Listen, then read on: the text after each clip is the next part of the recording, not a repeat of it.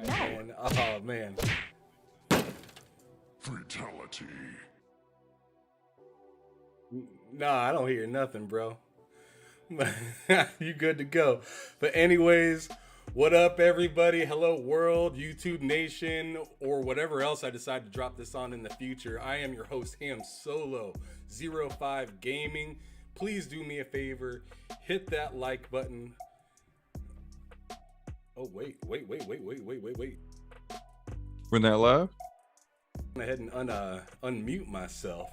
Oh, there we go. But anyways, welcome to the show, you guys. This is your boy Ham Solo 05 Gaming.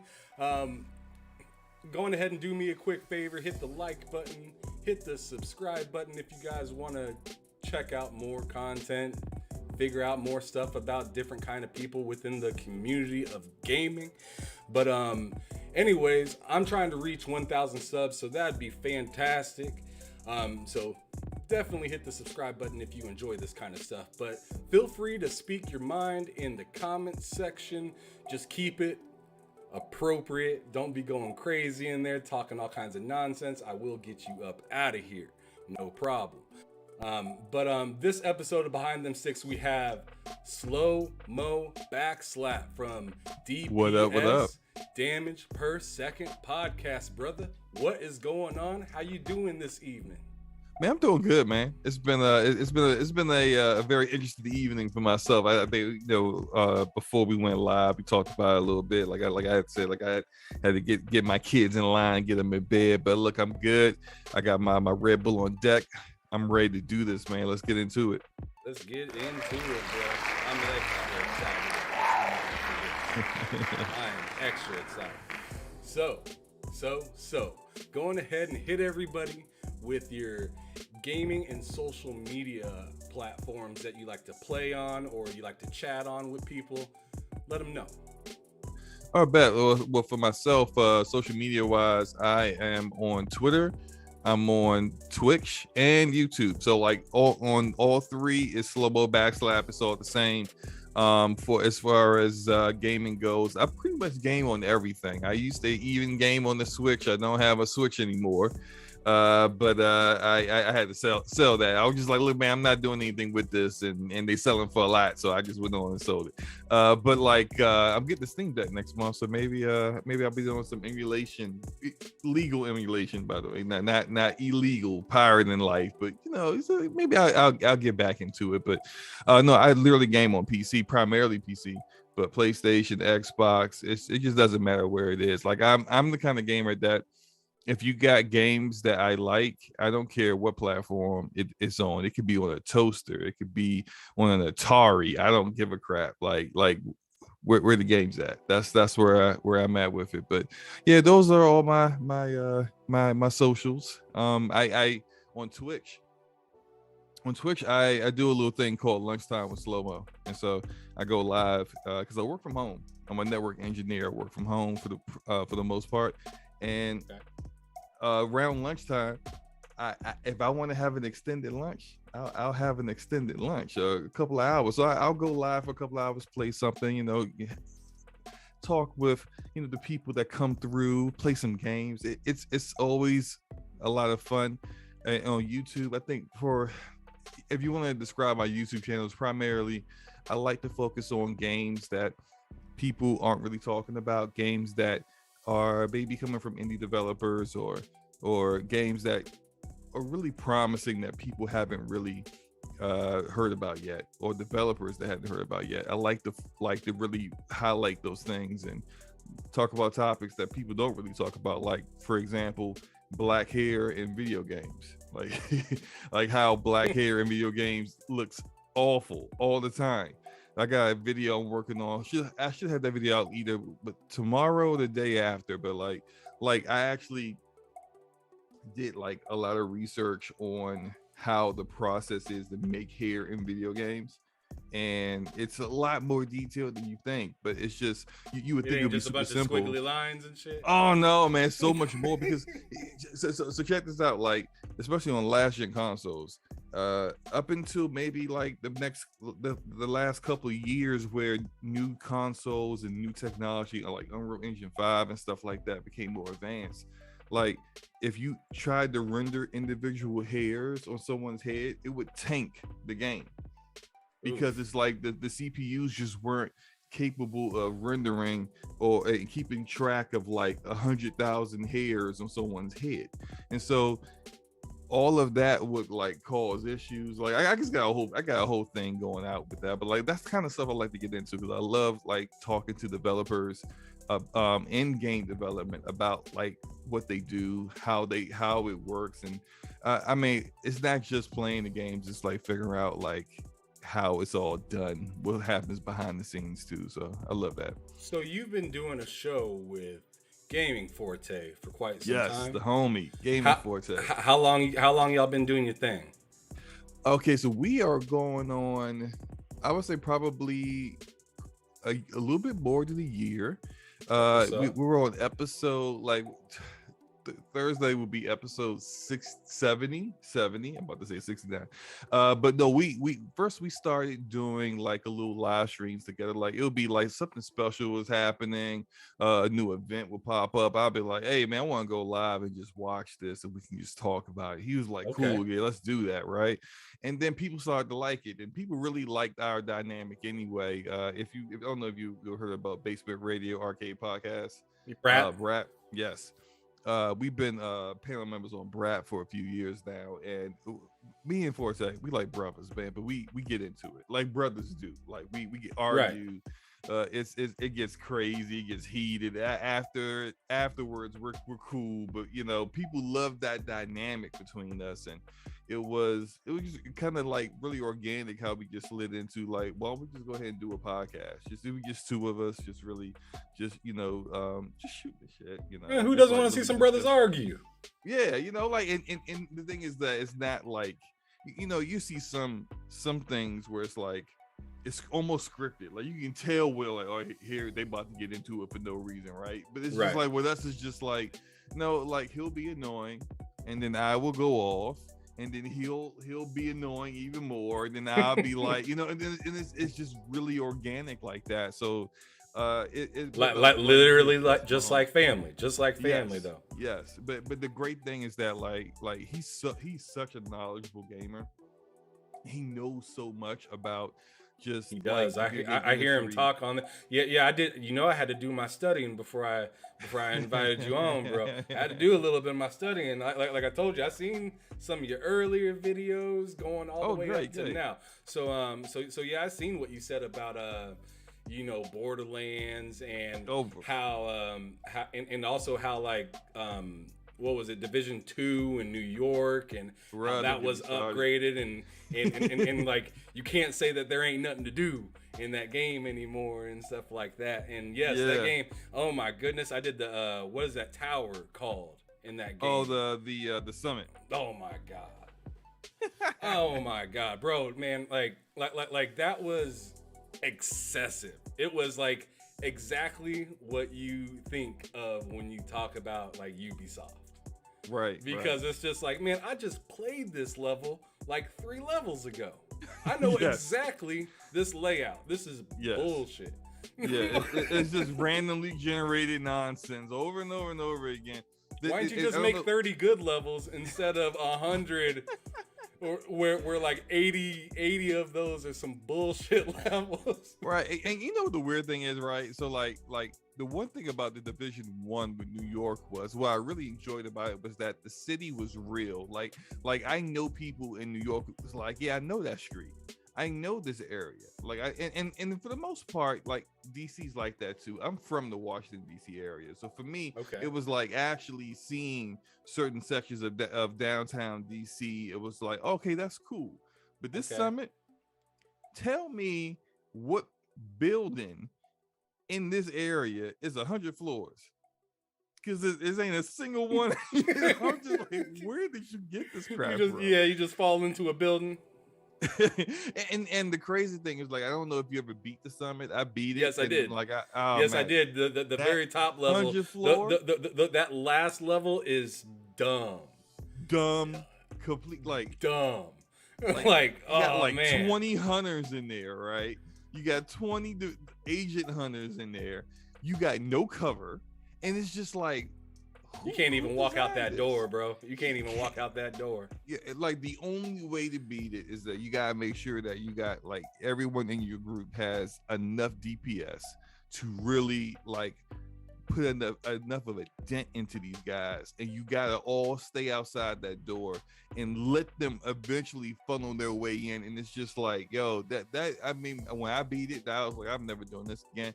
It was about 30 minutes. Facts. Yeah, I was just I you know, and that's not like, I don't think that is the reaction that a developer should want their gamers to kind of feel from a game. And I've always said this about looter shooters, because you mentioned Borderlands. Like, I'm a looter shooter guy. I played Destiny, Warframe, Borderlands, The Division.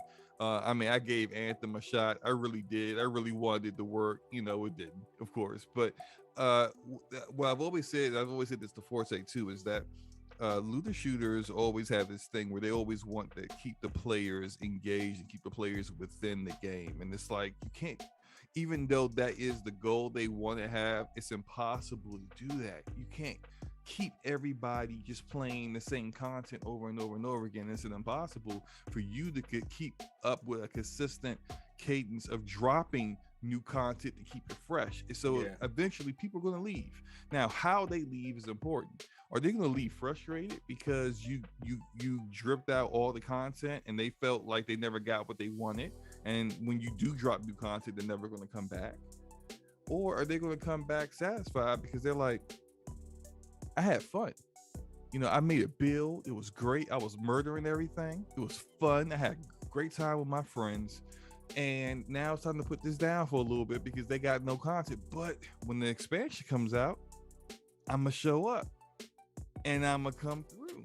And it's going to be fun. And that's the dynamic that they should really try to focus on. It's weird because it seems like only Bungie with Destiny has figured that out. Everyone else seems to not get it. And I feel like Halo's really trying to do that, but they just keep running into walls on the way to doing that. And like Bungie's over here, like, we kind of got it figured out with our thing. And then PlayStation's like, let me talk to you real quick. Let me put something in your ear. Yeah. So let me holler at you real quick. What game are you currently playing right now? I've been playing Sifu, and I've been getting clobbered. I've been getting curb stomped, bodied. Like, come up with a term of getting your ass kicked is what I've been getting. But like, here's the thing: I like a challenge, and I'm having fun. Today, I did finally get past the second boss in the club. Sean. Weirdest name. The guy's named Sean. Like, such a regular name for such an asshole. But I'm now on to the museum. I think, and the cool thing with Sifu is that even though it's like 5 levels, that people are like, oh, it's only 5 levels. I'm like, man, whatever. It's like 5 hard ass levels. Good luck. Exactly, right? It ain't easy, right?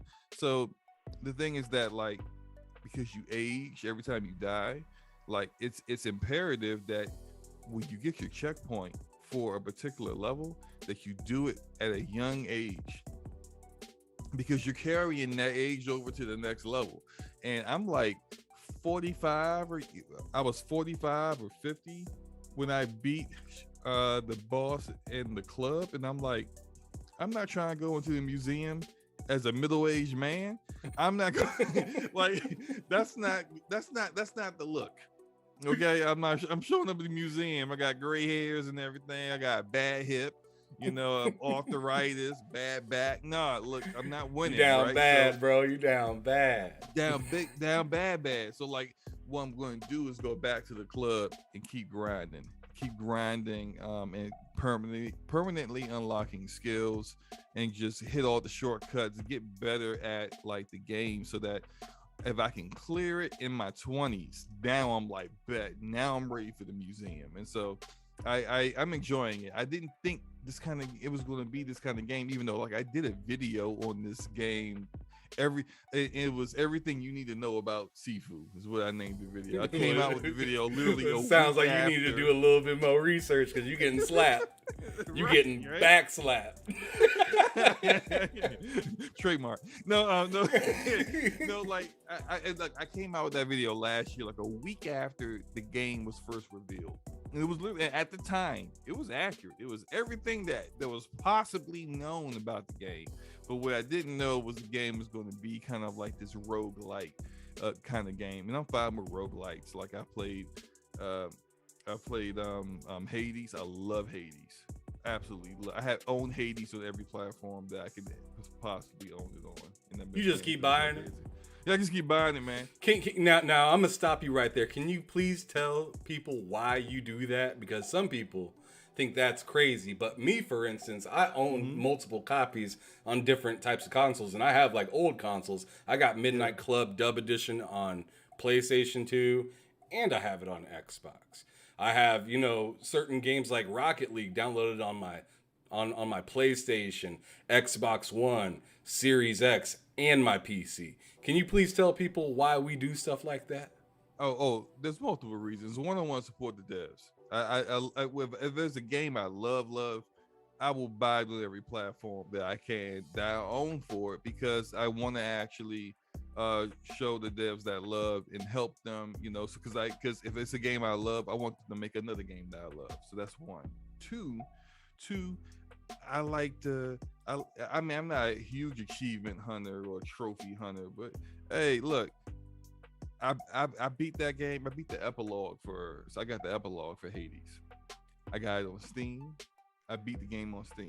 I went and got the game on PlayStation. I'm on my way to beating it on PlayStation. It is with Hades.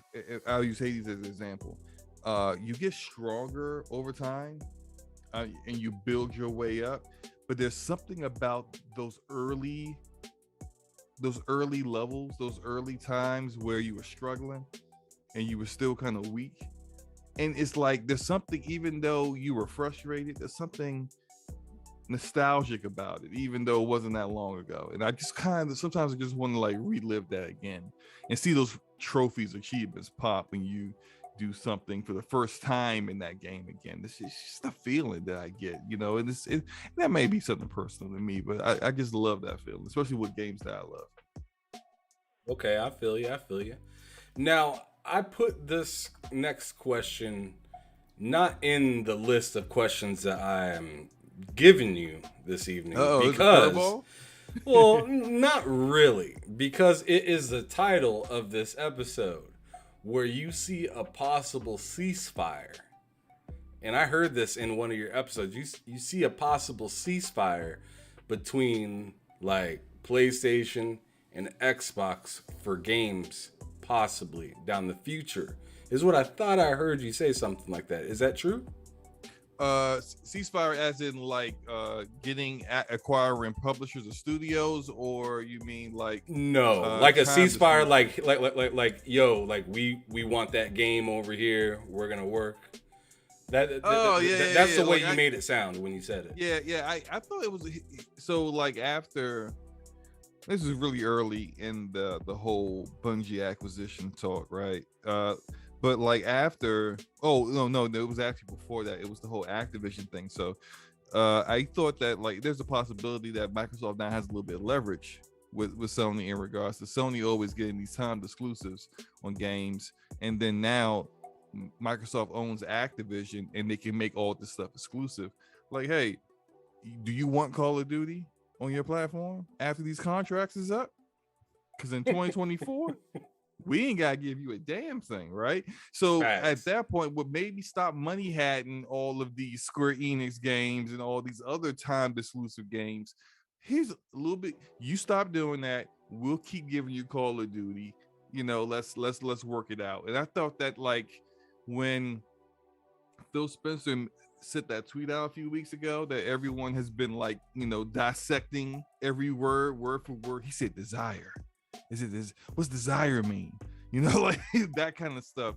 Like I looked at it and I said, I can say I have a desire to work out tomorrow, But am I going to work out tomorrow? Yeah, that don't mean nothing. It don't mean anything. It And was like empty words right there. right. So it's just, like we have to kind of keep everything into perspective when it comes to that. And I think that with Sony coming out and saying that we expect Microsoft will fulfill prior contract obligations and that all Activision games will remain multi-platform, and then Xbox only talking about potentially Call of Duty being multi-platform, but not the Overwatch, the Diablos, the whatever else they may be working on. That there's probably some negotiations going on behind the scenes, and those that could be something that they are definitely discussing. That we'll give you this if you don't do that, or if you rip up this contract, or figuring things out so that it works for both parties and everyone is getting the kind of things that they want. So, essentially leverage. Yes, absolutely. Yeah, Got they it. got a little leverage on them right now, They needed it. They needed something.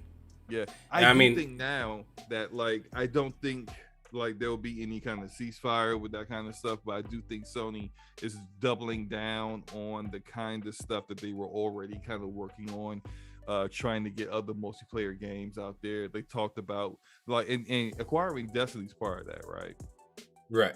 Destiny, Bungie is going to be helping them with live service games, 10 other live service games that they're working on. The point of all of this is that by the time Microsoft has full control over Call of Duty and where Call of Duty goes, you really don't want your biggest competition being owning the game that sells the most on your platform. I think that they just kind of it doesn't matter whether we keep it or not. Our goal is to come up with something that will surpass it. And whether they do that or not is clearly it's a long shot, because Call of Duty is Call of Duty. The number one game of the year is Call of Duty, and then last year the number 2 game of the year annual sales was the previous Call of Duty from the previous year. So it's just Call of Duty is a selling juggernaut, right? But yeah, just like Madden is. I mean, it just is what it is. It can be ass, and everybody's still going to buy it. And I mean, exactly. I personally think Madden, in my opinion, is ass. It is. Call of Duty, for me, I can play it for a little bit, but I get bored of it really fast. Especially since it's especially the new one, since it's World War II again kind of stuff. It's just man, y'all hitting me over the head with the same stuff, and y'all want me to buy it. Luckily I didn't buy it, because I got it through the friend thing, because I just did not want to support that, because I already knew what it was. Because I got I got, what was it, the last one, Black Ops, yeah, Cold War. I got that one, and I just can't. Modern Warfare is just the best that ever will be, in my opinion. I agree. Every Call of Duty I've owned in the past 6 to 7 years have been Call of Duties that friends have gifted me or someone's given me. Or back with this used to happen before GPU prices went ridiculous. Once upon a time, when you bought a graphics card, they used to give you a game with it as an incentive. Now you buy a graphics card, you gotta buy a keyboard, a power supply, chair. You gotta buy a whole bunch of other crap with it. They trying to get rid of when you get a GPU now, but it used to give you games. I got when I first built my first PC, I had a 2070 Super that I bought for it, and I got Call of Duty with it, and I was just it was the Modern Warfare remake one, which was actually pretty good. The campaign was fire. That was a fire campaign. Yeah, that's a good one. And I enjoyed it, but it was as far as spending money for Call of Duty, that's not been my jam, especially after a lot of the allegations came out. I was like, you know what? I don't know how I can really support this with my own money, Yeah, it's the game's kind of mid, and you over there doing that kind of stuff, the support is completely gone. Oh man, look at that Blade X in the chat. What's up, bro? Got Blade X here. Yeah, that's what's up. So now we got to go ahead and move to the next thing, which right. I got to know, like, where did your name come from? Where did SloMoBackslap come from? Okay, you know, it's really not that crazy of a story. Like this is what happened. So I wanted to change my name. I wanted a different change. I had a different name back when I was just playing Borderlands all the time. And I was done with Borderlands. I was starting to get into Destiny. I was like, I just want a different name. So I'm talking to my homie. I've known this guy since college days. We play everything. We played everything together. And I was like, man, I can't think of any ideas for a name. And so I'm just like, you know, and Xbox has always allowed you to change your gamer tag. So I'm like, all right, well, let me just go try to like put some names in. I've never been one that likes numbers in my name. So I'm like, it's gotta be a name that like no one else would have, because there's gonna be no numbers, and completely unique. And everything I put in, it was taken. And I'm just like, how was that taken? Like I literally just came up with it out of nowhere. And so then like after an hour of me and him just throwing names out there, I just started getting goofy. I was just saying stuff like slinging dick on them, on their forehead, stuff like it was just like whatever. Like somebody knew either Xbox was like, you can't have that name, stop it, or it's taken. And so then finally, like I just started saying stuff like super fast drop kick, and my boy saying, man, and then finally I said SloMoBackslap. He just busted out laughing. He was just like, do that. I'm telling you, that's not gonna be taken. Do that. And it wasn't taken. So I said, am I really about to be SloMoBackslap? The name literally slaps. Yeah. And then ever since then, it's just been that. And like I no matter what social media platform I go to, that name's never taken. And so it's just stuck ever since. So it is what it is. I'm SloMoBackslap now, man. That's what's up. So now you know if somebody stole your name, they did it on purpose. Right. Like they clearly are just like they're reaching. Like you were not SloMoBackslap. There's only one SloMoBackslap. It ain't you, buddy. It ain't you. All right. So what was like the first console that you ever owned personally? Like not the first one that you purchased, just the first one that you ever like had around at the crib at all times. Yeah, it was Atari. I'm dating myself now. Atari 2600. Yeah, you threw it way back. Yeah, look, I didn't want it, even though it turned out to be a really good console. I got a lot of games with it. My pops. I wanted a Nintendo. I wanted a Nintendo NES. Is what I wanted. My godbrother had one. He was showing me Mario and Duck Hunt. Oh, he was flexing on you. Blown. I'm like, I gotta have this. But my parents was poor, and they was like, we ain't got Nintendo money. So like one day, my father comes home. He's got, I got a surprise for you. I'm like, oh, what is it? And he's got this box. And I'm like, the heck is this in this box? Look at the boxes. Atari 2600. There's a bunch of games. A ton of games. I don't know where he got this from. Probably a pawn shop, but I don't know, right? But it worked. And I mean, my joy of games just like it blew up then. Like I was really happy because I could have had a Nintendo with just that the built-in to come in with the Nintendo Mario and Duck Hunt, but instead I ended up getting, you know, an Atari 2600 with 20 games, and it was a lot of fun. It was great, and that then I was a gamer. I was born in. That's what's up, man. That's what's up.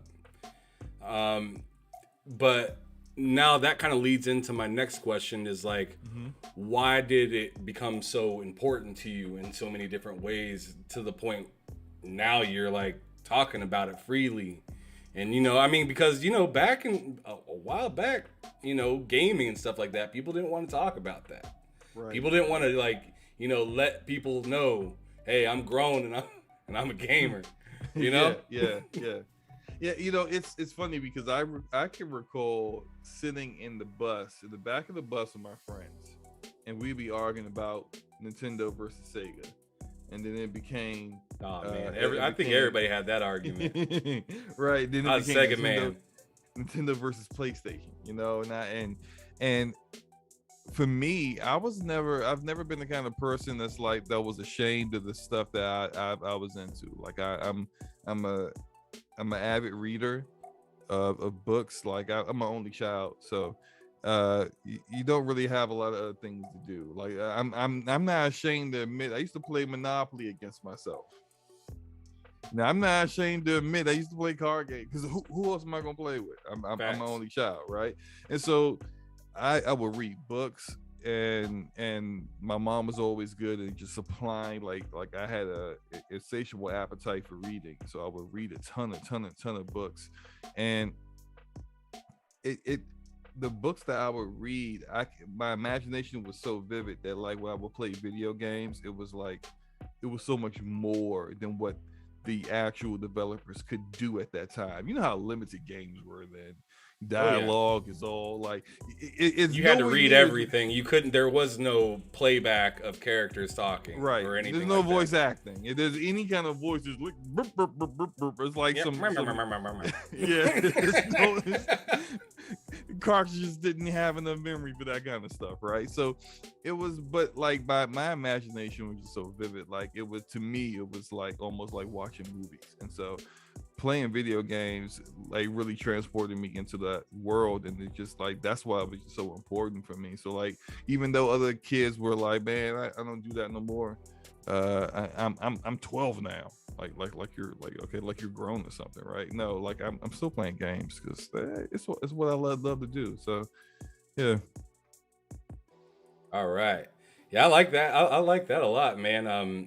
I mean, I was always kind of forthcoming with gaming around my like folks and friends and whatnot. I mean, because half the time that's how I'd made friends when I was in school, especially when I was young and stuff like that. Like what you got going on? I mean, other than like biking around and stuff like that. Like I lived in Nebraska, so when it was cold outside, bro. Yeah, when it was cold outside, I got a chill just hearing that. yeah, exactly. So yeah, when it's cold outside, like, yeah, we were inside playing, WWF No Mercy and Super Smash and bro, yes, best wrestling game ever created. My favorite one was actually WrestleMania 2000.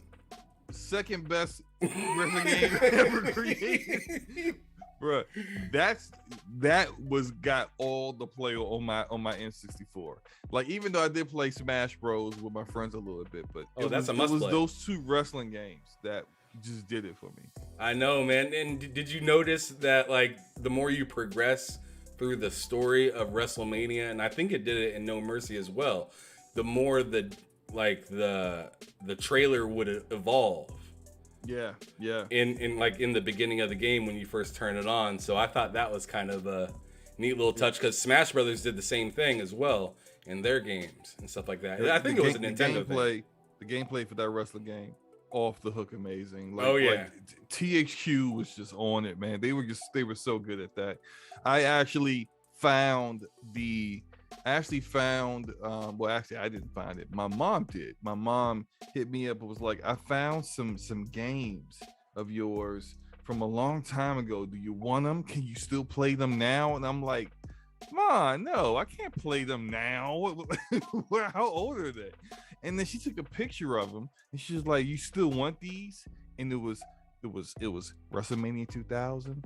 It was No Mercy. And I saw those cards, and it was some PlayStation games too. It was my combination of Chrono Trigger and Final Fantasy Tactics. You got money right there. I was just like, yes, I do want that. I do want that. Yeah. I'm coming over right now to come pick it up. She's like, really? Like you really wanted this? I'm like it's not going anywhere. I'm like, no, I'm coming to get it right now. Like I you took a picture of it and put it on Twitter, man. I was just like, look what I still have. I mean, the cartridge is a little beat up, but hey, look, I'm pretty sure they work. I just gotta find a Nintendo 64 to actually stick them in and get playing to them. But it's nostalgia, man. Like it's a hell of a drug, man. It is. Matt likes games, which is one of the guys in the chat right there. And I talk to him almost every night on Xbox Live, and he knows that I will go on a spree of just buying old ass games. And it's just because nostalgia. It just is what it is. Like, I dropped $20 just the other day on Road Rash 2, knowing damn well that I probably shouldn't drop $20 on a game that I'm probably not going to really play. But I did it anyways because I remember all the times that I'd sit there and write down the password so I could get back into the game later because you didn't have a memory card back then or anything like that. Yeah, like last year, and this always happens to me. So last year, and this game isn't too old, but like that urge to just play something that you loved. So Telltale, this is probably the best, one of the best Telltale games. Tales from the Borderlands, right? Tales from the Borderlands is freaking awesome. Great story. Like Telltale put their foot in this one. They killed it, right? I've seen that. I've never played that because that came out. Didn't it come out a little while like between what was that like expansion kind of game, the like outer space kind of one? Oh, for the pre-sequel. Yeah, the Borderlands pre-sequel. Didn't it come out between the pre-sequel and 3? I think, well, definitely before 3. It was because Telltale went out of business before 3 came out, but this one was a collaboration with Gearbox and Telltale. It's in that Telltale kind of style of like kind of like walking simulator-ish, but like a lot of narrative choices and stuff like that. But they nailed the humor of Borderlands. They nailed the feel of the characters. It's just amazing, right? So I wanted to play the game again, but at the time, I had like traded in my Xbox, I had my PC, and I had my PlayStation. And the game had gone off the store because Telltale went out of business. So there's nobody that actually published the game and keep it on platforms. So I can't play it on PC because like who plays physical stuff on PC? Nobody. I'm looking for a PlayStation copy of this game. I'm going all over the DMV, which is the DC, Maryland, Virginia area. I'm looking for a physical copy of a PlayStation 4 version of Tales from the Borderlands. I'm calling up GameStops. I'm calling up like little mom and pop places, eStarland. Nobody can find it. I finally found one copy at a GameStop like near Baltimore. I don't live anywhere near Baltimore. Damn. I drove my ass out to Baltimore and picked that copy up. The GameStop looked at me. They was like, "Man, you was real serious about this game. I don't even understand what the big deal is." I'm like, "Look, you can't get this new no more. Okay, you can't get it digital no more." Tell me why. 3 weeks later, Gearbox announces they're publishing the game and putting it on all platforms. I'm like, oof. Where were y'all a month ago?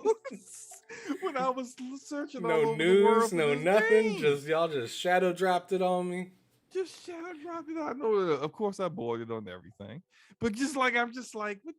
Damn it! Like if I only would have knew. But yeah, man, it's I get the nostalgia, man. When you just want to play something again, and you get that feeling about, man, remember that game? That game was so amazing. Where's that game at now? And you gotta get it. You gotta get it. Yeah, I just beat Sonic Adventure all over again on my Dreamcast. And beat every single person on there and got Supersonic and beat that part. And I tell you, man, like I really, really need to respect having a second stick on a controller.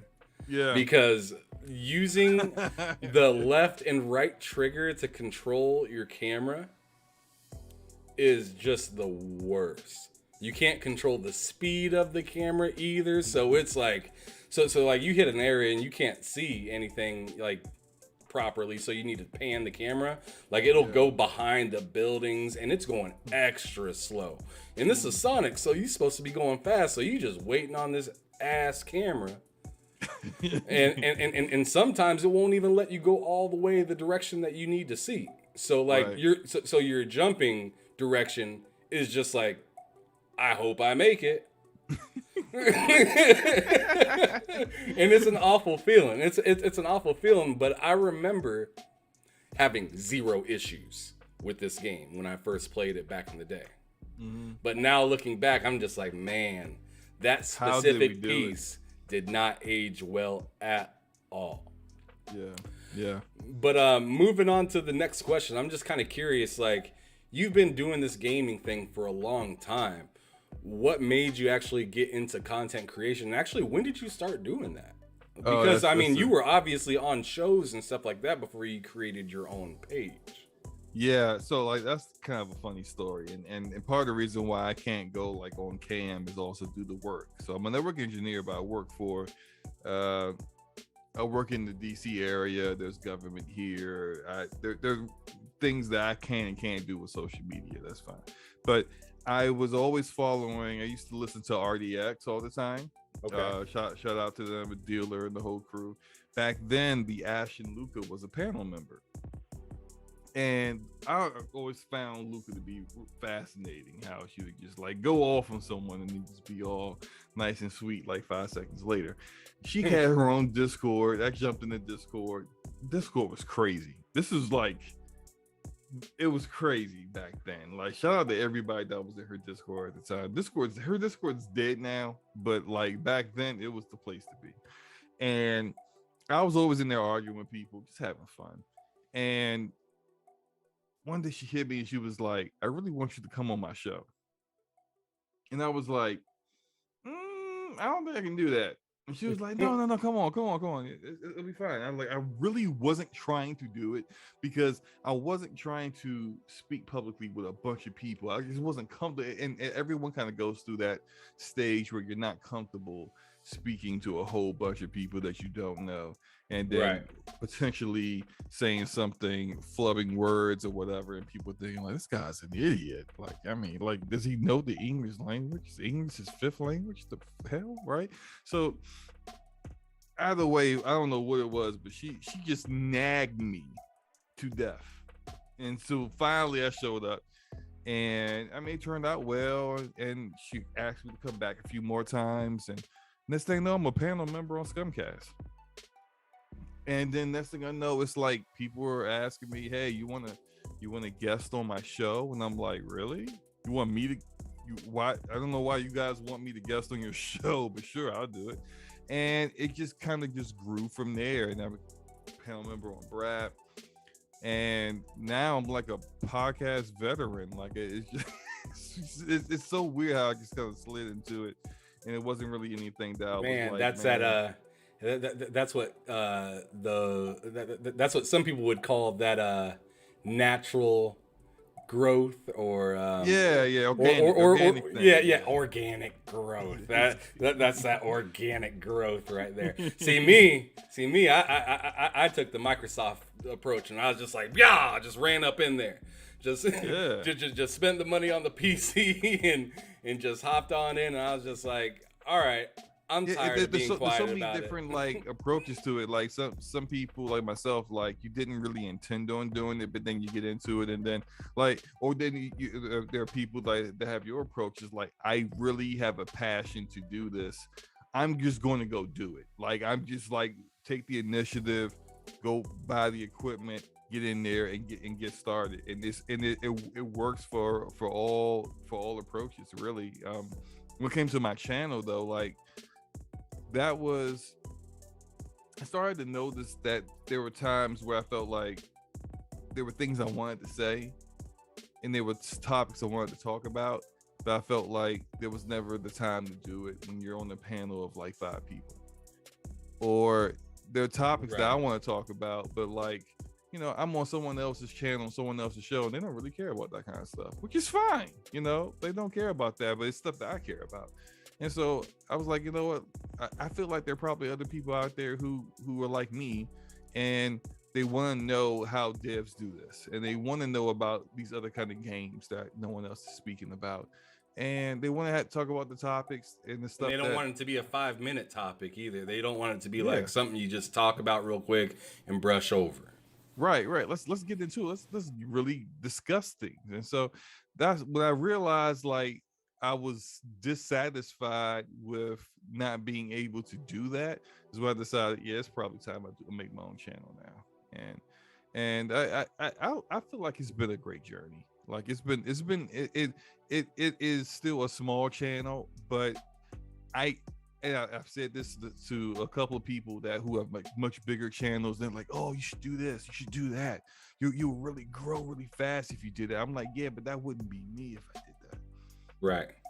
And I wouldn't feel right doing those things because I think it would come off as like artificial because I wouldn't be wanting to do those things and people could tell. I'm not the kind of person that like if I'm just going with the flow with things or I'm just trying to do something that's different that people be like, "Oh wow, I mean, like he's really into that." No, the people can tell like he's not into that. So Right. I do on my channel what I like to do, and I know if I focused in on like say a specific kind of topic all the time, I would grow exponentially. And I don't care about that. I care about being authentic and giving people what they really come to expect from me. So It's really all about having fun at the end of the day. Like if you ain't having fun doing it, then what's the what's point? yeah, exactly. So what's the point of even wasting your time? Because people are gonna tell that, hey, you don't look like he's having a good time doing this, and I ain't really enjoying watching it. Yeah, look, So I I'm gonna can move look. on. No names. I can tell you right now, there are people out here that do not enjoy doing the content creation they do, and yet they do it because it makes them money. Right. And but are you happy? And they're not.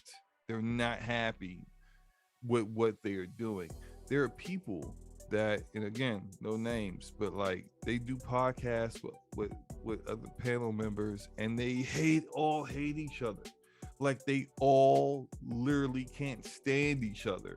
If one of them was on fire, they wouldn't piss on them to put them out. Kind of hate each other, but they do it because hey, that Patreon money's pretty good. Yeah. And That's and foul they though. yeah, but and you know, and I know that these people don't like each other because I hear about the stuff behind the scenes, but it's like I can't imagine every week having to speak to somebody for a few hours every week and pretend like everything's hunky dory, and behind the scenes like this I could not care if this guy died the next day. Like it's wild to me. But you know, like I'm glad even with Forte and DPS with Scumcast, we are so cool. Like I'm saying, we're all friends. And it's fun being able to do stuff like that with friends because it's never an issue. And if there ever is an issue or a problem, we can call each other up and talk it out. Right. So yeah. Right. All right. Well, next thing I need to know from you is what is the most beloved console that you had growing up or even right now? Like, what's the thing that you can't go without console wise? Oh, well, so far, today it'll be my PC because I can play everything on my PC. Like and now I'm starting to play PlayStation games on my PC.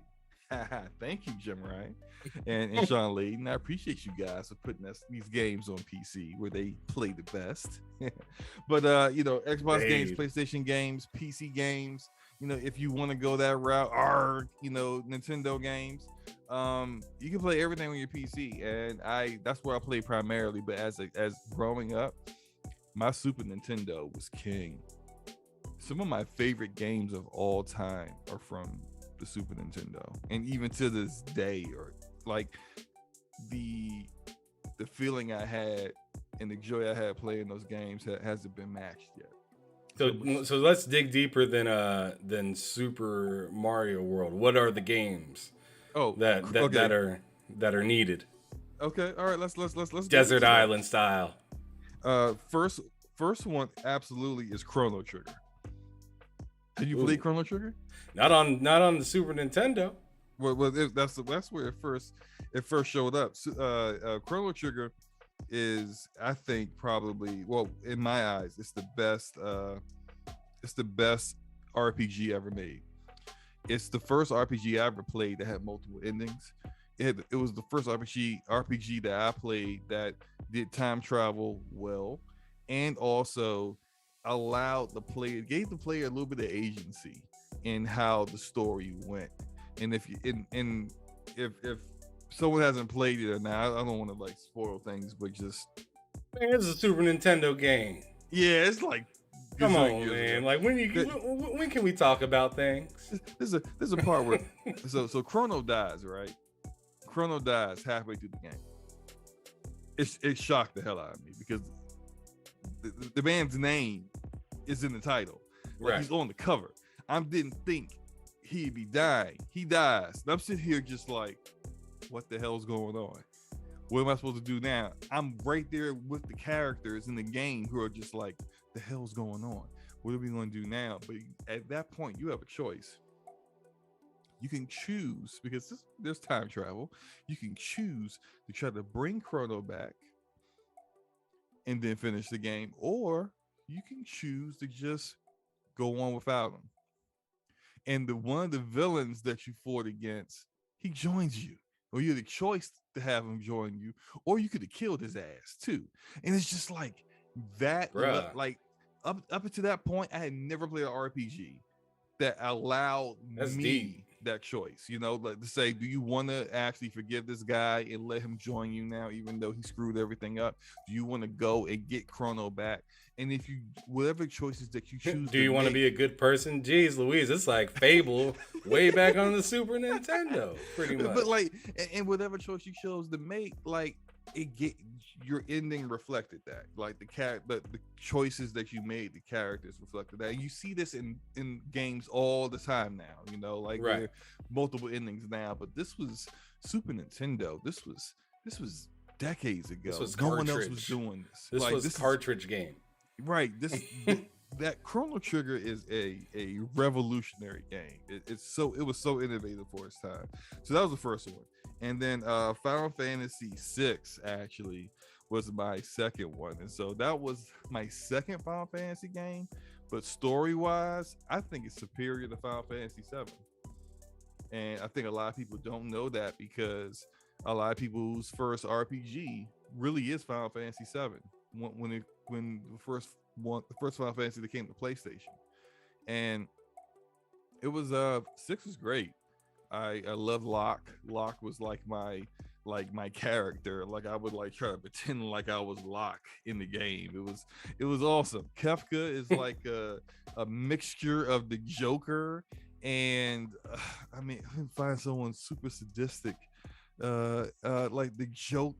I can't think of anyone else that he's mixed with, but like clearly a psychopath, but smart at the same time. And I love the whole part where like he wins. Like, I thought I was beating the game, and then come to find out this man beats me, beats everybody, destroys the entire planet, and then I gotta like get my depressed party back together to try to take him on again. And it's just like, oh, that's different. Okay, I like where this went. And so yeah, those two games, absolutely great. Two favorite games on Super Nintendo. Got it. That's what's up. What was, now going back, what was like a most memorable moment for you within your time gaming? And this could be anything from like going to an event or arcade or just whatever. Okay. Most memorable moment actually would be playing Mass Effect 2 and doing that suicide mission at the end. The suicide mission at the end of Mass Effect 2 was just one. I had no idea what I was getting into. That was the first thing. I had no idea that like I did all this stuff with these people. Like you're preparing for a suicide mission the entire game. and you're gathering your team for the suicide mission, specialists that would do like specific roles in the game. They say this to you multiple times, right? Oh, hey, like, and then your party's coming to you like, hey, like, I know we might die doing this. I got some things I wanna like take care of and settle before we do this. You got the choice to be like, nah, fam, we got stuff to do. We ain't dealing with your personal issues. Or you could be like, all right, well, we'll work on that, and you'll get their loyalty for doing that. All of that stuff is so important to this final mission, because you get there and now you got to pick people for certain roles. You got to pick the right person for the role, because you pick the wrong person, people gonna die. If you pick the right person but you didn't get their loyalty because you kind of treated them like trash, people gonna die. Like, it's so yep. hair-raising. And like the pressure was just on for like a good 45 minutes of that entire I'm still on number 1 right now, so I haven't even got to number 2, but everyone says number 2 is their favorite one. Mm-hmm. Mm-hmm. So I'm excited to get to that, but I'm struggling. Yeah. I feel like I'm struggling through the first one. I don't like the map and stuff like that. Just like the direction that I'm not even sure if it really tells you very many direction on where to go or whatnot. I find myself running all over the damn place. But if you press it right thumbstick, it normally would pop up like this little circle, and in the bottom right corner, and it'll have a little arrow to it. It kind of points you in the right direction of where to go. But yeah, I get it. And especially, like, I think one of my concerns with them coming out with the Legendary Edition was, one, was so dated. Didn't age as well. And it was the first time BioWare had ever did like a action RPG, in the sense where they had shooting elements. So cover shooting is barely passable in the Legendary Edition, but if you play the original Mass Effect 1, I mean, there are a lot of people that was like, yo, I can't deal with this. The shooting is awful. And so like Mass Effect 2 is like a dramatic improvement all across the board. I might jump to Mass Effect 2, bro. I'm not sure because I mean, there's so many games out right now, and sometimes I need a leisure game. Mm-hmm. And right now, I've been having a really hard time with Mass Effect 1 as a leisure game. How far are you in on 1? So far, like, I had just got to there's a dude that I met that like I had to meet at the bar or whatnot, and like get a card. Yeah, and I had to very kill early. Yeah, I'm pretty early into the game, and each time I pick it up, I either get lost a little bit or I just like you may need to. I don't know if the Legendary Edition allows you to do this and that, but like, so because Mass Effect 1 was an Xbox exclusive when it first came out, when EA bought BioWare, in between 1 coming out and 2, they made 2 a multi-plat, which 2 was the first one to be on PlayStation. They did like this interactive graphic novel kind of thing to kind of get the PlayStation players up to speed, so that like, because your choices carry over to the next game. So if you decided to like, whatever choices you chose to make at the I've been an asshole the whole time. I've been an asshole. Well, yeah. That's my thing in games. I'm just an asshole to people. You can get people killed, your own party members killed. You can get like all like the council killed at the end. You can get all kinds of stuff happening, right? I'm killing everybody. All that stuff, right? So like, they give you the choices to do in the graphic novel to kind of like explain what happened in the first game, then also give you the choice to choose what your choice would be, so that when you play Mass Effect 2, like everyone else who just played through 1, you have all your choices recorded, and they reflect in the world in Mass Effect 2 of what you've done. So if you created a beef with a certain group of people based off of what you did or what you chose to do in 1, that might come back to bite you in 2. Like I just man, I love it. It's great, man. Like, I mean, that's my whole thing is bite me. I don't care. Bite me. Let's do it. Let's go. All right, man. All right, we better move on before I lose my damn mind. Oh, go ahead, man. But anyways, this piece is a little game. I'm sure you read it up a little bit. Without overthinking, I'm gonna name the developer or publisher, and I want you to do your best to tell me the first game that just comes to mind. Okay, let's go. Let's do it. All right. So I'm gonna hit you with a classic first. Acclaim. Oh man. Okay, wait a minute. I can't think of anything. Good stuff. Oh, Acclaim. They were big back in the day, bro. Yes, they were. I'm trying to think of what games did Acclaim make. All right, let's come back to Acclaim because I'm okay. Okay, Midway. Oh, Mortal Kombat. There you go. That was fast. Yeah. Mortal Kombat, man. That put them on the map big time. And I remember playing that in the arcade. Yo, remember when like the whole controversy with Super Nintendo where like they couldn't have blood. Right, green. Green. So it had to be like sweat and some other slime. like slime or something. Like, what the hell is this? Like, I remember like if it didn't help anything though. It didn't make any sense. If you had the Super Nintendo game, I feel bad for you. Like, people was getting in your ass. You was like, you got that one, right? You got the mid version. Right. You gotta get that Genesis version, man. You need to be a man and get the Genesis. And that was one of my. I'm like I told you, I was a Sega guy back in the day, and I used to smash on my cousin about that. Like, y'all playing a weak version, y'all playing with dolls in there, and we playing with real people. Yo, Sega's marketing was so good. They had the best marketing, man. They did. You got Sega. Sega does what Nintendo don't. You know, like it's just like it's Nintendo. Yeah, it's like, man, this is some good ass marketing. Like they were on it. Oh man, they were good for that. All right, so the next one I'm gonna throw out is gonna be Insomniac. Spider-Man.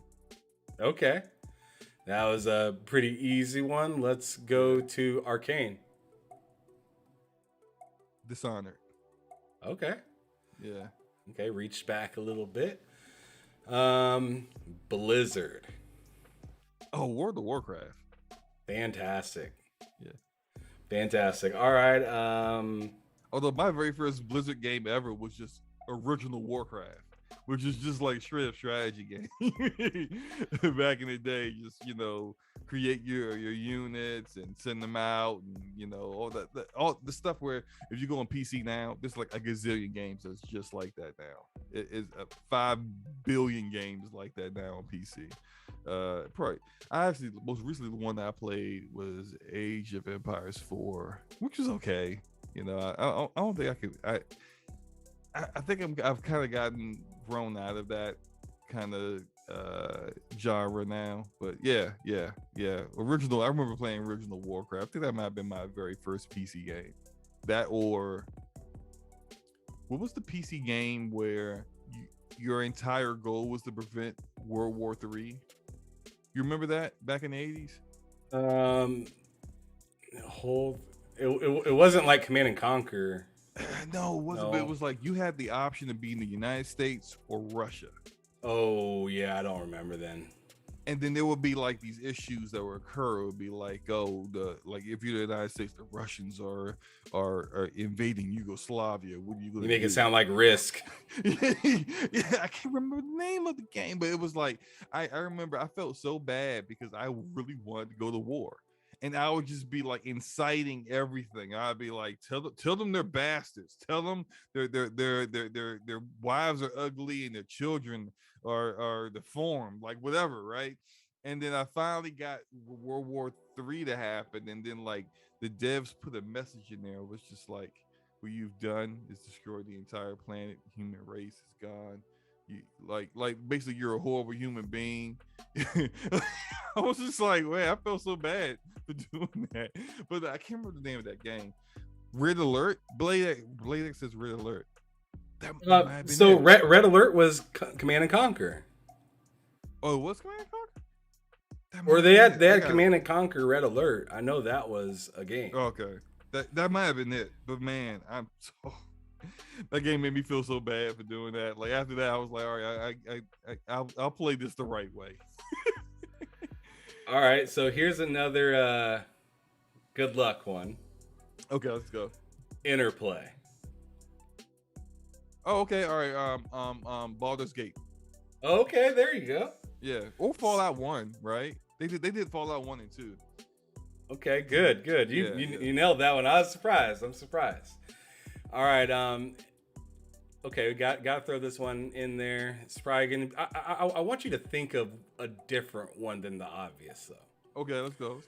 Activision. Okay, different one than the obvious. Mm-hmm. Crash Bandicoot? Did they do the? No, wait, no. Who did their first Crash Bandicoot? I know they got their own IP now, but I guess Crash wouldn't work because they own the IP, but I don't think they made the first Crash games. Call of Duty is way too obvious. They own so much IP. You can take it way back if you want. They have one of the original games. We see original. How far back you talking? Like original, like kind of cartridge games. King's Quest? No, they didn't do King's Quest. It starts with a P.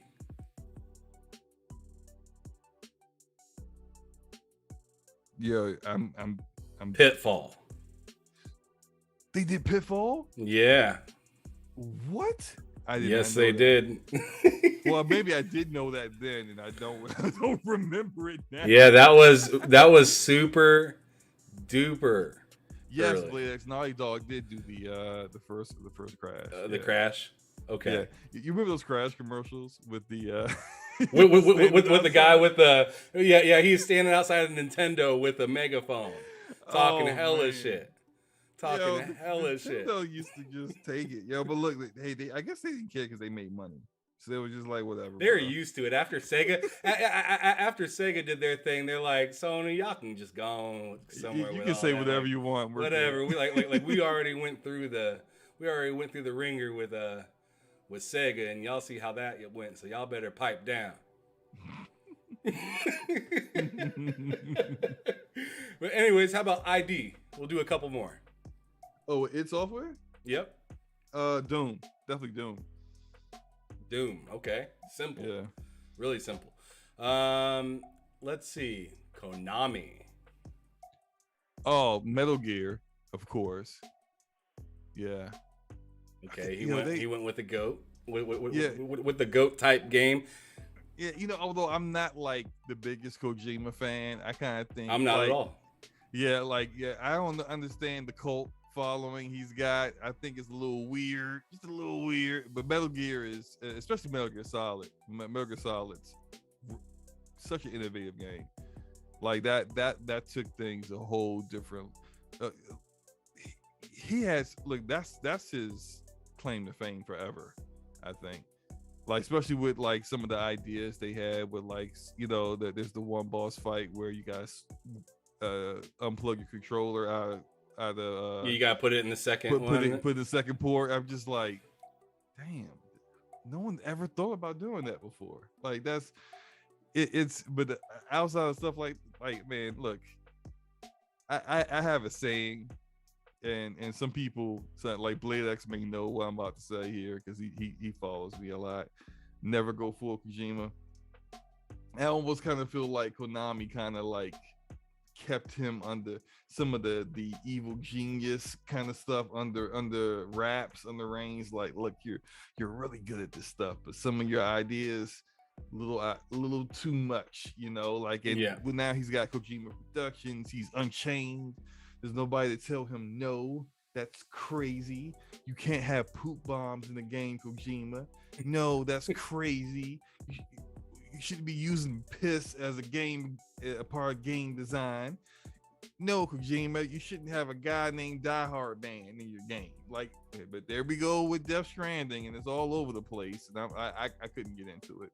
But I know there's a lot of people that loved it. I think Death Stranding is like one of those you either love it or you hate it games. There's very few people that just like, it was okay. Most people are just like, what the hell was this? Or it was genius. Right. Kojima's a genius. Praise Kojima. Yep. Walking. So now I'm gonna hit you. I'm gonna hit you with 3 real quick. Okay, and it shouldn't be too bad, but it's the last 3 I'm gonna hit you with before we go back to that first one. So Microsoft, Nintendo, Sony Interactive.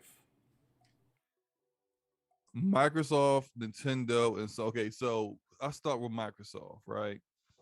Let's do Crimson Skies. Ooh, nice, colorful. Yes, Crimson Skies is a game I actually want them to bring back at some point. I don't think they will, but I think that I actually had this idea that if they could incorporate Crimson Skies into like an expansion from Microsoft Flight Simulator or something like that. That might be a cool thing that they. Oh yeah, that would be hella dope. I mean, what I was thinking, and I heard somebody else mention this, so I'm sorry that I can't remember who said this, but it was genius when they said it.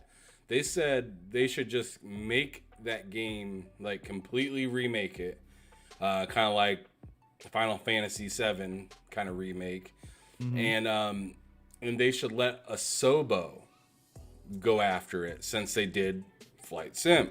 Yeah, and they can put a lot of detail in, kind of like they did with kind of like they did with like Plague Tale. So like they're a hella good studio. Yeah, I actually think that, so. Well, on that thing, I know for certain they have a 10-year contract with Asobo for Flight Simulator, so that actually probably really work. I actually been kind of thinking that might be one of Microsoft's acquisitions sometime in the future, just to go ahead and lock them down. They already got a Plague Tale sequel to Part 2, and launching straight to Game Pass. Right? So it's just like, y'all seem to be having a really good relationship so far. Things are going well with Flight Simulator. Great reviews. Everyone that's played it have enjoyed it for what it is. Like, that might be the next step. We're to go ahead and just make it official. Put a ring on that thing. I think they should, because they do fantastic work over there, and that's what we all want is quality now. I mean, everyone's shouting it from the rooftops, and I'm so sorry for those people that own a Series S right now and they're playing Dying Light 2, because 30 FPS is like unplayable in that game. Yeah, like 30 FPS is unplayable, period, as far as I'm concerned. for next gen, yes. And I mean, like, and yeah, you're a PC player, so you're like the fuck out of here with any of that. Right. So so yeah, you totally are like, you're not having any of that. But like for me, it's like I understand like maybe some limitations to maybe 4K 30, but at least give me a performance mode that does 60. I can't imagine saying I'm next gen and playing in 30 frames without any opportunity to go up. That don't sound very next gen to me. Although, look, I own the Series S. I did buy one because even though I'm on PC, I have a lot of friends that play on Xbox, and they every now and then will be wanting to play a game together, and just so happen that game doesn't have crossplay. Right. So it's just like, let me go ahead and buy a Series S. I can forego the great, like the lack of visual fidelity and sometimes the lack of performance if I'm playing with my homies and I'm having fun with them. Then it's cool. Like, I don't care. It's all about just having fun and playing games with them. I haven't had to use it too much, only a few games here and there, but it's a nice little console. It can do what it does. Like, when I've had a few issues with Halo Infinite on PC. I switched over to the Series S, and they actually, like, that game, first party game, runs at 1440p and 60 FPS. Yeah. Yep, Can't and I complain with mean, that. I want a Series S for my front room right now because I got the Xbox One X out there, and like a lot of people out here saying that the Series S ain't it, but I don't think they remember them load times on the Facts. on the One X because it's miserable. Yeah, that SSD is way better than these mechanical hard drives out here. Now, yeah, and the even though the One X would like, see, the thing is that what they'll do, you'll see a game and it's like on the One X, it will run at native 4K, but it's like struggling to keep 30 FPS. Now, no, what is as a PC gamer, us PC gamers would know, like resolution is not everything. Yeah, that's And like the second step is resolution, if even. You know, right, you want like FPS, like frames. It's all about the yeah. frames. Yeah, Fast. and look, I'll take a 1080p resolution game if I got ultra settings on, so I'm like anisotropic filtering. You got screen space reflections. You got shadows on ultra. All this other stuff is all up on high. But like on the Xbox One X, when they put out those games in this native 4K, they gotta put all those other settings on mid and low in order to achieve that resolution and keep a decent enough frame rate where it's not skipping all over the place and the frame timing's all off and it's basically unplayable. Like that, it's not worth it. Like the resolution, the hit the resolution takes is just not worth it. Like this is why even now on the next gen consoles, a lot of the games are dynamic resolution. They're like 1440p upscaled to 4K, or they're checkerboard rendering, or they're doing all kinds of other tricks because it's just like, look, can people even tell the difference? No. Yeah, and I swear people cap so hard for 4K Yeah. when they don't even know half the time that it's like upscaled or Yeah, they gotta go to Digital Foundry. To find out the truth. Yeah. Exactly. And it's just like, man, like for me, and I actually made a post about this early on Twitter, is I was like, I'll take 1080 60 past 4K 30 any day of the week because resolution is no big deal to me. I'd rather have everything look butter smooth instead of, because like Quantum Break, for instance, that game right there is just like motion blur central for me, and I can't handle it. Gives me headaches in that game. So like I loved that game. I liked the story. That story was crazy long too, man. Like some of the cutscenes in that game are just insane. Like Kojima crazy long. Yeah, and then they did the whole TV show thing because back then Xbox was all about TV. So they really kind of pushed Remedy to do a whole TV show that was in a lot of the story was told to the gamer through that, and it's just I just really cool idea. This is what it did. Like cool idea, but then I think the we need a short version though, bruh. Right? Yeah, the execution wasn't quite there, you know. And then like, but I like Remedy. Like I when I compare Quantum Break to Control, I like Quantum Break's story more than Control, but I like Control's gameplay more than Quantum Break. And I kind of wish the way they did Control, where the cutscenes are in engine and they still look great because they did a lot of motion capture, performance capture stuff with like real actors and actresses playing these roles, and it looks great. I really wish they would have did that with Quantum Break. I really feel like that game is a bit underrated. I really enjoyed it. I enjoyed the story, and I wish they could have do a sequel, but probably if that happens, it's definitely not going to be published by Xbox. Yeah.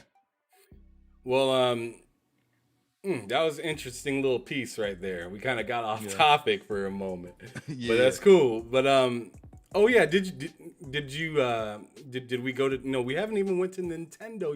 That was Nintendo. Excellent. All right. Okay, like what game can I choose here? Like let's go with Zelda. Okay. Zelda. Yeah. Legend of Zelda. That's a good one. Oh, even though I've never been a Zelda fan, let's not do Zelda. I'll do I'll do Metroid. Okay. And then the last one was interactive. Sony Interactive. Yeah. Twisted Metal. Ooh. They're bringing it back. They're bringing Twisted Metal. Live service too. It's gonna, right. Like it's gonna be a live service. That's gonna be interesting. It's gonna be really interesting. I'm not sure how I feel about that yet. Did you hear they took the dev that did Destruction All Stars was originally going to do Twisted Metal, and they took them off, and now they're having Fire Spray do it. Thank God! Oh my goodness! I mean that's why I was saying, like, I don't know what to think about it right now, because that's the last thing I heard was the people that did Destruction All Stars, and I was like, man, that game was cool for like 10 minutes. like I was all excited. So fast. That game died faster than Bleeding Edge did. I was so excited to play it, and I played it, and I was like, oh man, this game's pretty dope. And I even made like a little like video compilation of me playing different games, and that was in it. And then like a week later, like there was no way you could get me back into that game. I was just like I just don't see the fun anymore in sliding my car sideways to hit somebody and running around. Like wall running without guns just seems pointless, or like at least without like weapons, like real weapons that like feel meaningful. It's like, I don't know if I'm supposed to be in the car or out the car, but I'm losing a lot and this isn't fun. Two questions for you, because I heard a lot of people say that I never played it, even though it was free through PS Plus. I just like downloaded it and never did anything with it. But like, so I've heard a lot of people who played it say this game would have been so much better with guns. You agree with that? Oh yeah, I mean, with guns in a much, I'm describing Twisted Metal. Okay, so so yeah, they should have just did Twisted Metal and never did that game, because that game was like a bad Wreckfest without like it was like a Fortnite version of Wreckfest. That's the best way I could put it. Okay. It kind of felt like and looked like what was that game? Fusion Frenzy. That's the feeling I got when I like looked at the game and like the way the characters acted and everything. But it played to me like a bad Wreckfest, which to me, Wreckfest, I thought that game was pretty cool because it felt kind of realistic. But this game was so like cartoony and weird, and then the gameplay wasn't good enough to be that corny to me. So I don't know why this just popped in my head, but like, you ever heard of this game called Death Row? It was an Xbox exclusive game, original Xbox exclusive game. It's a game called Death Row. I played this game. I probably was like one of maybe like 30 people who played this game. Okay. It was so. Is that bad?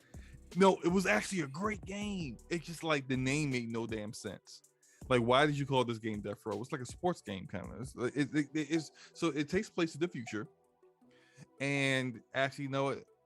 Now that I think about it, it does make sense why they call it Death Row. You're an inmate, and these inmates, in order to win their freedom, they have to get onto these sports teams that is like nationally televised and for people's entertainment. Oh, so this was based off a movie.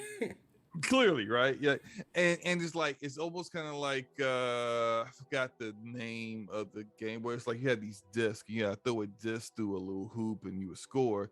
But the kicker is that you could literally beat the hell out of everybody. Like, you could beat the other team into submission to the point where they can't even defend their goal anymore because they can't walk. They're crippled. Like, it was bloody. It was crazy. I loved it. I absolutely loved it. Like, I would just go around and I was just mauling the other team. And they actually had a decent, nice little fighting system in it. It was a great game. And it's not backwards compatible because the developer went out of business, and there's nobody for Xbox to talk to try to get it. Yeah, it's just a floating IP. Yeah, but I don't know why that just popped in my head, but I think it was because when you were talking about Destruction All Stars. I don't like it's something about like that kind of just popped in my head about that game. But have you played Destruction All Stars recently? Because I heard they made some changes to it, and people went back to it and said it was actually a lot better now. I don't want any piece of that game no more. Like, there's just too much better things for me to be playing. There's games coming out. Like, Yeah, maybe around. No, I can't say I'll maybe play that because I ain't gonna play that game. yeah. You It, know, look, like it's I'm too gonna be much heat real. coming I'm out, man. sorry. Yeah, Yeah, I they had mean, their opportunity. I already got like a backlog like miles long. So, Yeah, and then I got all these retro games that I'm like buying because you know my nostalgia kicks in like at least like once a week, and I just go pick up something. But yeah, I don't think that game, especially if they announce something like a Twisted Metal, I'll never probably pick up that game again. yeah. I think that's probably gonna be a lot of people actually. But speaking of never picking up again, what's like a game or like a genre that you Hmm. just can't fuck with? Like you just like I ain't ever really like if it looks absolutely magnificent, I might try it out, but like regularly you will not catch me playing these kind of games. It's gotta be fighting games, and it's crazy because I used to play them so much. Like When I was arcade fighters? yeah, like the Guilty Gears, the Street Fighters, the Mortal Kombat's. I just can't play them no more. I just can't. Like the whole only moving in one direction, fighting this other guy who's only moving the opposite line. I can't do it. I just can't. I used to be in the arcades, put my quarter on the glass. I'm next. I'm bodying everybody up in here, kind of like energy. I used to do that all the time, and playing with my friends at home. I used to play Darkstalkers like crazy. Darkstalkers, Dead or Alive, Soul Calibur. Remember Rival Schools? I loved Rival Schools. Capcom came out with this Rival Schools game that was so good. It was like the theme was like you would have these groups that were like, I mean, they were very one note in like in kind of like gimmicky in their archetypes, like, but it was fun. It was fun to say. It was combat was great. Rival Schools is probably one of my favorite. I wish they if they brought that back, I might actually be like, all right, I'll play a fighting game for once, just to play that. But I don't know. I think at some point I just stopped caring about playing those kind of games, Okay. and I think it may have been when gaming transitioned more to online, and I was no longer really playing with people who were sitting beside me, because it was just that dynamic of playing with your friends and talking trash to your friends as you whooping their ass kind of stuff. Like it's different when you're playing against people online. So I just didn't care. I just didn't care for it at that point. Plus, I think my transition into getting into first person shooters really kind of replaced my I guess when it comes to competitive urges with fighting games. So yeah, fighting games definitely is the genre that I can do without. Like I'm not picking any fighter up. I don't care how good I hear it is. I'm just not doing I'll see you on Game Pass and try you and delete you. it. Right, that kind of deal. Give you an install and then an uninstall 5 minutes later. Right. It is what it is, you know. Yep. But now going back to last year, I'm just kind of curious. What was like your best 3 games of 2021 that came out that year? All right, so I actually did a video, my top 5 games of 2021, Let the people and know. so I'll start with number 5. I think if I can remember the order. Damn. I think number 5. Actually, I would do my honorable mention, which was Hades, because I didn't play, even though Hades came out in 2020, I didn't play it until last year when it showed up on Game Pass, and then that's when I was just fell in love with the game. Bought it everywhere. Bought it through Game Pass. The own on Xbox, they got it on PC and the Switch. Hades is actually like my favorite game that I played last year, but I had to kind of give it an honorable mention just because it needed it, right? I think number 5 actually for me was Kena Bridge of Spirits. Okay, that's a good game. I still haven't finished that, but I'm getting pretty far in that one. Yeah, that a little bit more challenging than I thought it would be. Right? I was not expecting that from I Ember thought Lab. everything was gonna be chill, and I was just gonna be playing pretty much Pikmin out there. But Exactly, nah. all colorful and everything, look like a Pixar movie, and then I get some Dark Souls, this kind of stuff going I on. know. It's like, don't die. Like I wasn't expecting that.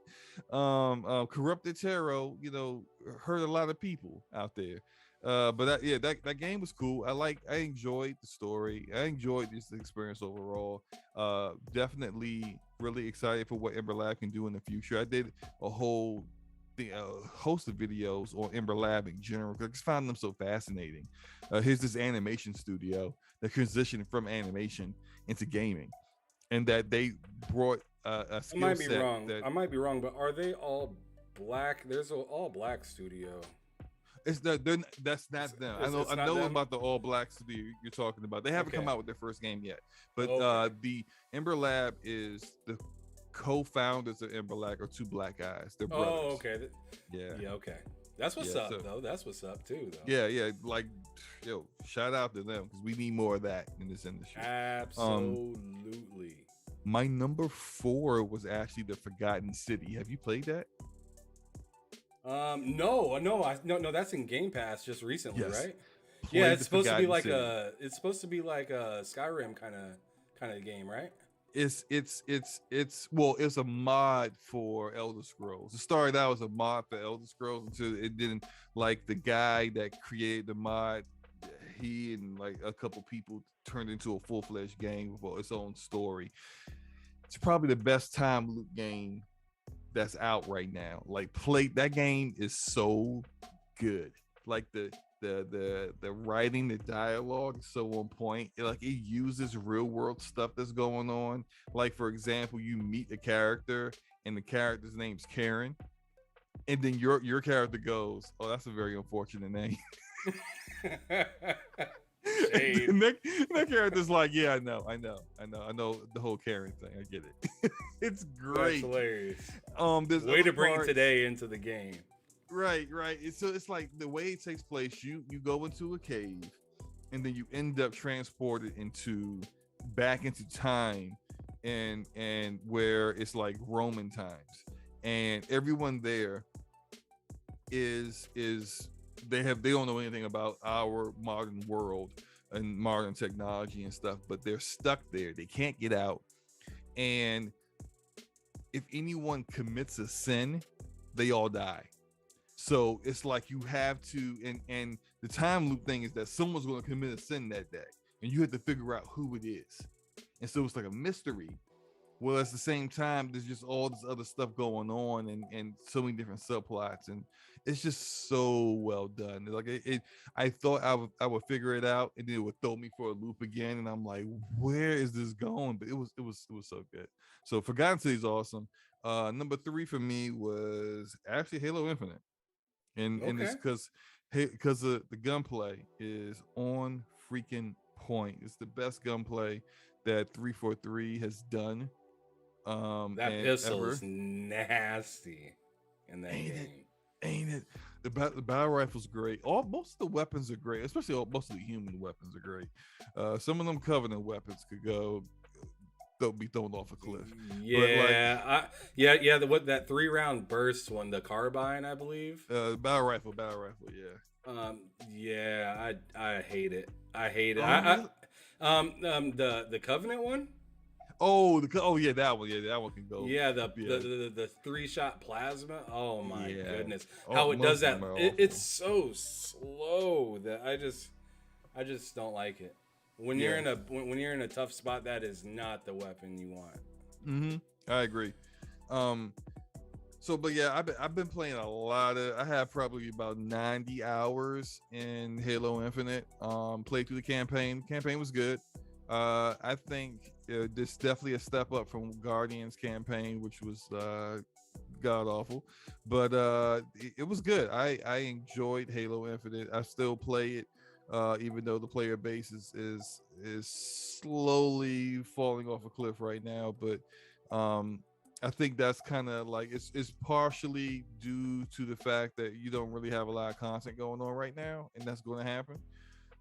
People who complete those the battle maps are getting pass. old, bro.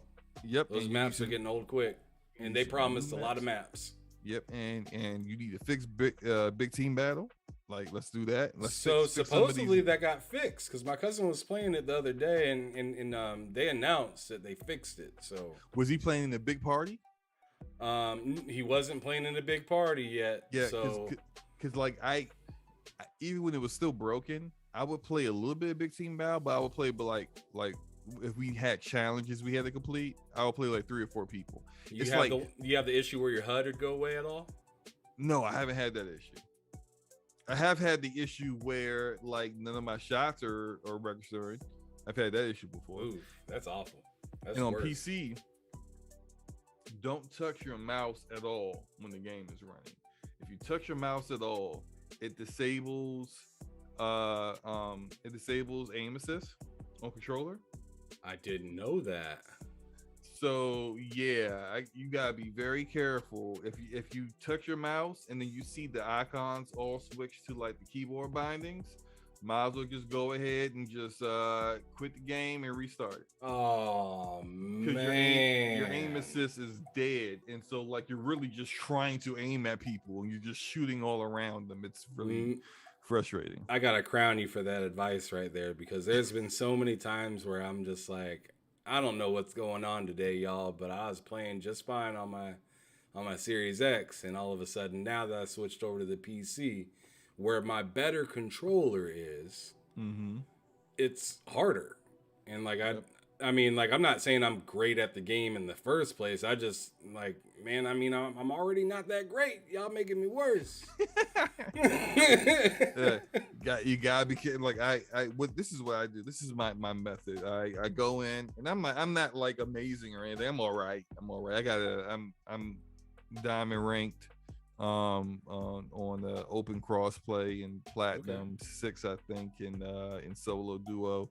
But I normally I think my KD's like a 1.25 or 1.3, something like that. Like, I do all right, but I noticed it like whenever I would like touch my mouse to go do things or touch my mouse to start the next match, like I can't aim at nobody. Like people are right in front of me and I can't get a headshot to save my life.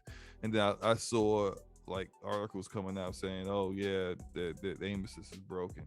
And then people were saying, do not touch your mouse. Don't touch anything but your controller when you launch the game. And I'm like, well, damn it. I wish I would have known that weeks ago. Man, big advice right there. Big advice. Hey, no problem, bro. I should make that a pinned message on my Twitter. Oh man, you might want to even do a video on that or something, bro. Just because you helping brother out right now on that one. That's a big one. Yeah. But real quick, my number 2 was Scarlet Nexus. Surprisingly, I really enjoyed that one. That game was fantastic. Oh, freaking loved it. Like, I loved it so much. I played through it. I did Yuito's story. When I was done, I did New Game Plus and went back through with Kasane so I could see her side of things. You did the exact same way that I did. That's how I did it. Went through the last playthrough on hard, and it was still fairly easy, kind of. Yeah. But yeah, that game just slapped. Like, I love that the only thing that'd make that game better is animated scenes, like dynamic scenes. They relied on the kind of like comic book box art, look a little too much for the cutscenes and dialogue, which because it looked like it was going into a cutscene, and you'd be like, oh snap, and then a picture would pop up and you'd be like, damn. Yeah. That's the one thing that I think some people, because a lot of people, I got into arguments sometimes with people with Tales of Arise, which I just finished a little while ago. And Tales of Arise is a great RPG too. I think it's probably the best Tales game I've ever played. I still think Scarlet Nexus is better. I think Scarlet Nexus has a better story better combat, but Tales of Arise actually has cutscenes that are actual cutscenes in engine, but you actually get to see your characters move around and talk and stuff. And I think the actual characters might actually be a bit better themselves in Tales. But like, Scarlet Nexus was a lot of fun. I'm so glad I got that. That's another one that I bought on Xbox and and PC. But my number one actually last year, believe it or not, was Guardians of the Galaxy. Oh wow, yeah, I beat that game as well. That was a good game. That story and the music, just nostalgia. Killed it with the music. They absolutely killed it. Eidos Montreal just nailed the feel of Guardians. Period. I was pleasantly surprised and glad to be wrong about that game, because when I first saw the trailers, I was like, "Yo, what is this?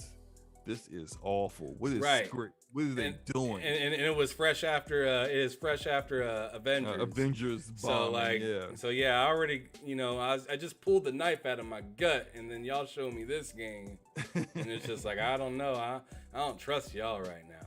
That game's so good. And here's the weakest thing about that game is the combat, but I don't even think the combat's that bad. The combat's just okay. But everything else is just so good. The characters, the story, the music, like you mentioned. The combat's very similar to like Scarlet Nexus, kind of. Yeah, where you're kind of like you're queuing up your teammates to kind of join in. Although I think that Scarlet Nexus implemented it perfectly. Oh yeah, they did way better, because like not only did like the characters around you do stuff, but like the power that they gave you to unlock your character to do certain things were just really cool. Yeah. The enemies were wild looking too, like just beating the hell out of plants and like a bouquet of roses with legs. Right? The scariest bouquet of roses you'll ever see. Yeah. Absolutely. So let's move on. I'm kind of curious now.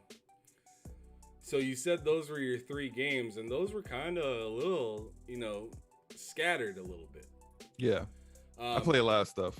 Right. So I want you to tell me your favorite studio and the best game that represents said studio. I can't say this studio is my favorite studio anymore based off of I know, and they come and go too, They come and go. But it was that BioWare was my favorite studio, and the game that made them, I'm not going to go with the games that people would say the most, like Mass Effect 2, stuff like that, because of course that's Mass Effect 2 is their best game ever, I think. But what you gonna say, Anthem? Hell no. But the very first game out there is I played Knights of the Old Republic. Oh, okay. Knights of the Old Republic, I think is the best Star Wars story ever told. I think it was it had the old school BioWare combat where you kind of queue up your attacks and then you kind of just manage the battle by pausing and going to your teammates and just kind of like it would happen in real time. On this. Yeah, I probably did at one point, I think. But no. KOTOR's amazing, and I can't wait for the remake. I'm here for it. I'm here for the remake Aspire's doing. That day one for you? Oh yeah, absolutely, day one. But yeah. BioWare probably they're the one studio that for up until Andromeda and Anthem, everything that they made like just resonated with me and hit. And that's KOTOR, that's Jade Empire, all the Dragon Age games. I'm actually a bigger Dragon Age fan than I am Mass Effect fan. And all of those games, like even Dragon Age 2 I loved, even though it was reused environments left and right. I understand they made that game in 15 months, so they didn't really have a lot of time. EA didn't give them a lot of time, but what they were able to kick out in 15 months is freaking ridiculous. How that's crazy. Yeah. So yeah, because you think of your average game now, it's like 3 4, years, 5, 6 years. Yeah, for like a big game. Really, yeah, especially if you're going to like have that like higher visual fidelity, you're looking at like 4.5, 5 years easy. And they did that in 15 months. That's insane. Yep. Less than a year and a half. All right, so now with this year, is there a game that you're most excited for, or did it come out already? Here's the weird thing, and this is probably going to be kind of a shocker. I'm probably the most excited for Redfall this year. Okay, yeah, because you're a looter shooter guy. Yes, and I kept telling people this. I told Mooch this on Crossfire, and people just didn't believe me when I first saw the Redfall trailer. Of course, they didn't show any gameplay. All they showed was just like a CG trailer. Right. But I saw the character archetypes. I'm like, this reminds me of Borderlands. Like these characters look like they're Borderlands characters. Even the way they showcased them, like one at a time. Yes, and their abilities. The black girl Layla reminded me of a siren. The one guy who kept turning invisible with the sniper rifle, he looks like Mordecai. Like I'm looking at like the one girl with the guns. I'm like, she's the soldier of the group. And I'm like, this is giving me a lot of Borderlands vibes. And then, which is good. And then people were pushing back. No, it's Left 4 Dead. I'm like, Left 4 Dead?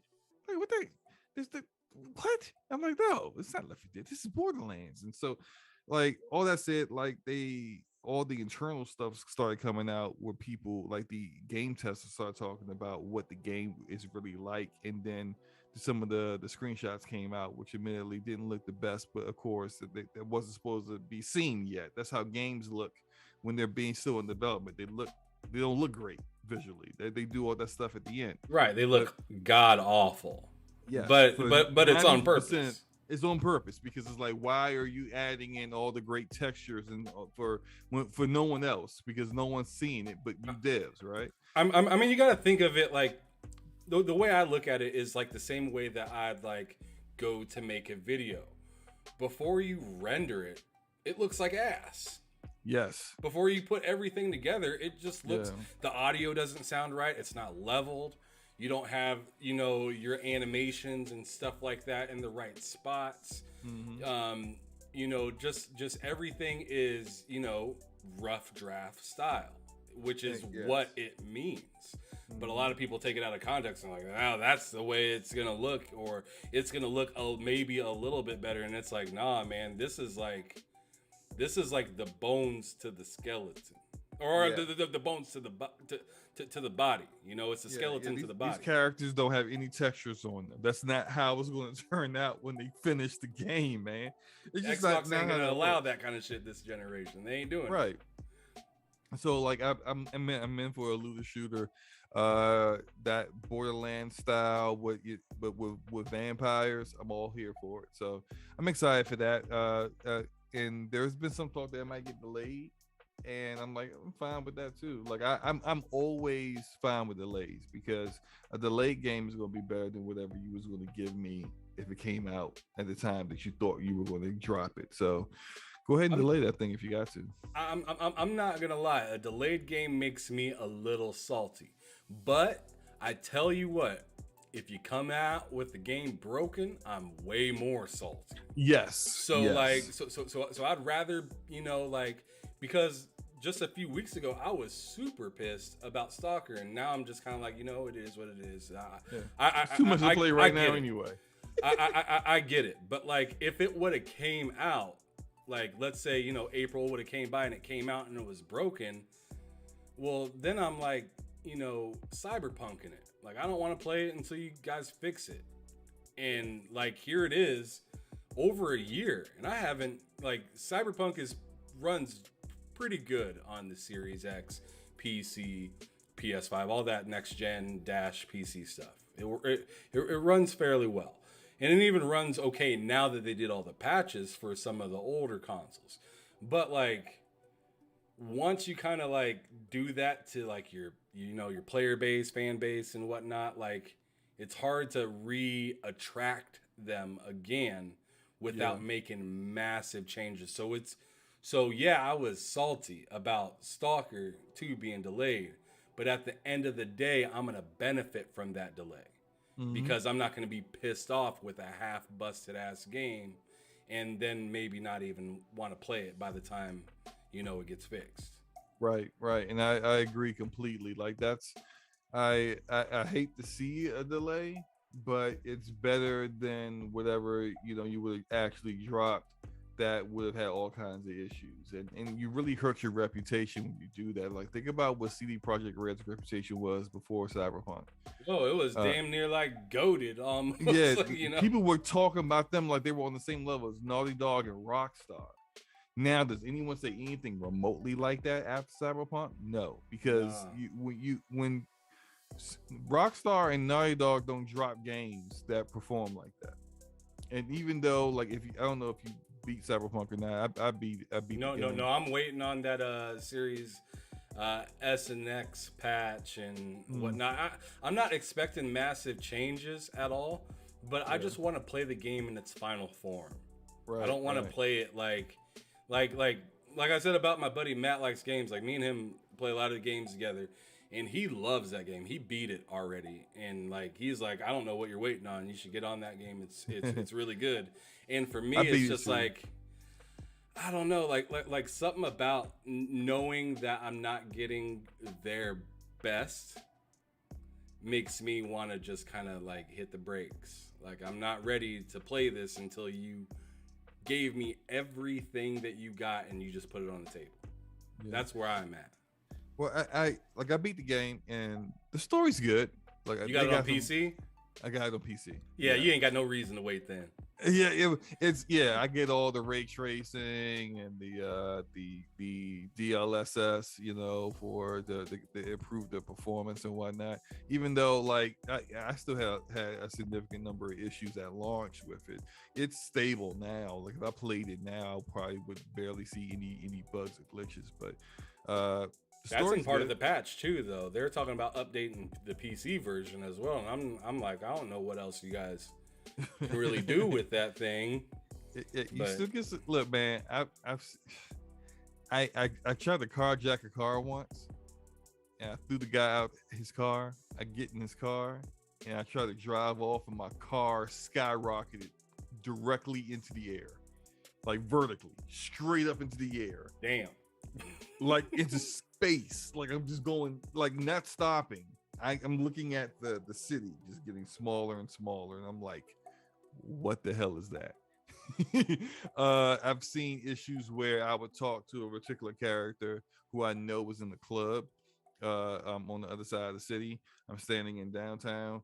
I get off the phone with that character. I turn around, and that character is sitting on an invisible couch in the middle of the street. And I'm like, that's what weird. Is this? Yeah, I've seen clips of people, someone who's playing on PC who was called their car. Yeah, they called like all their cars in one spot. Oh no, that's another one. I've seen other ones where the cars are flying through the air at people, like literally flying, like launching, like cannonballs being launched at them by their cars. But no, in this particular case, this guy called his car. He goes running over to his car to get into it, and then the car threw a motorcycle at him. What?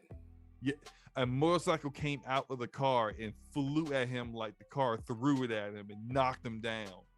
And I was just like, I have never seen anything like this. Like, that's the next gen right there. the bugs in that game are hilarious, yet at the same time sad. That's an interesting bug.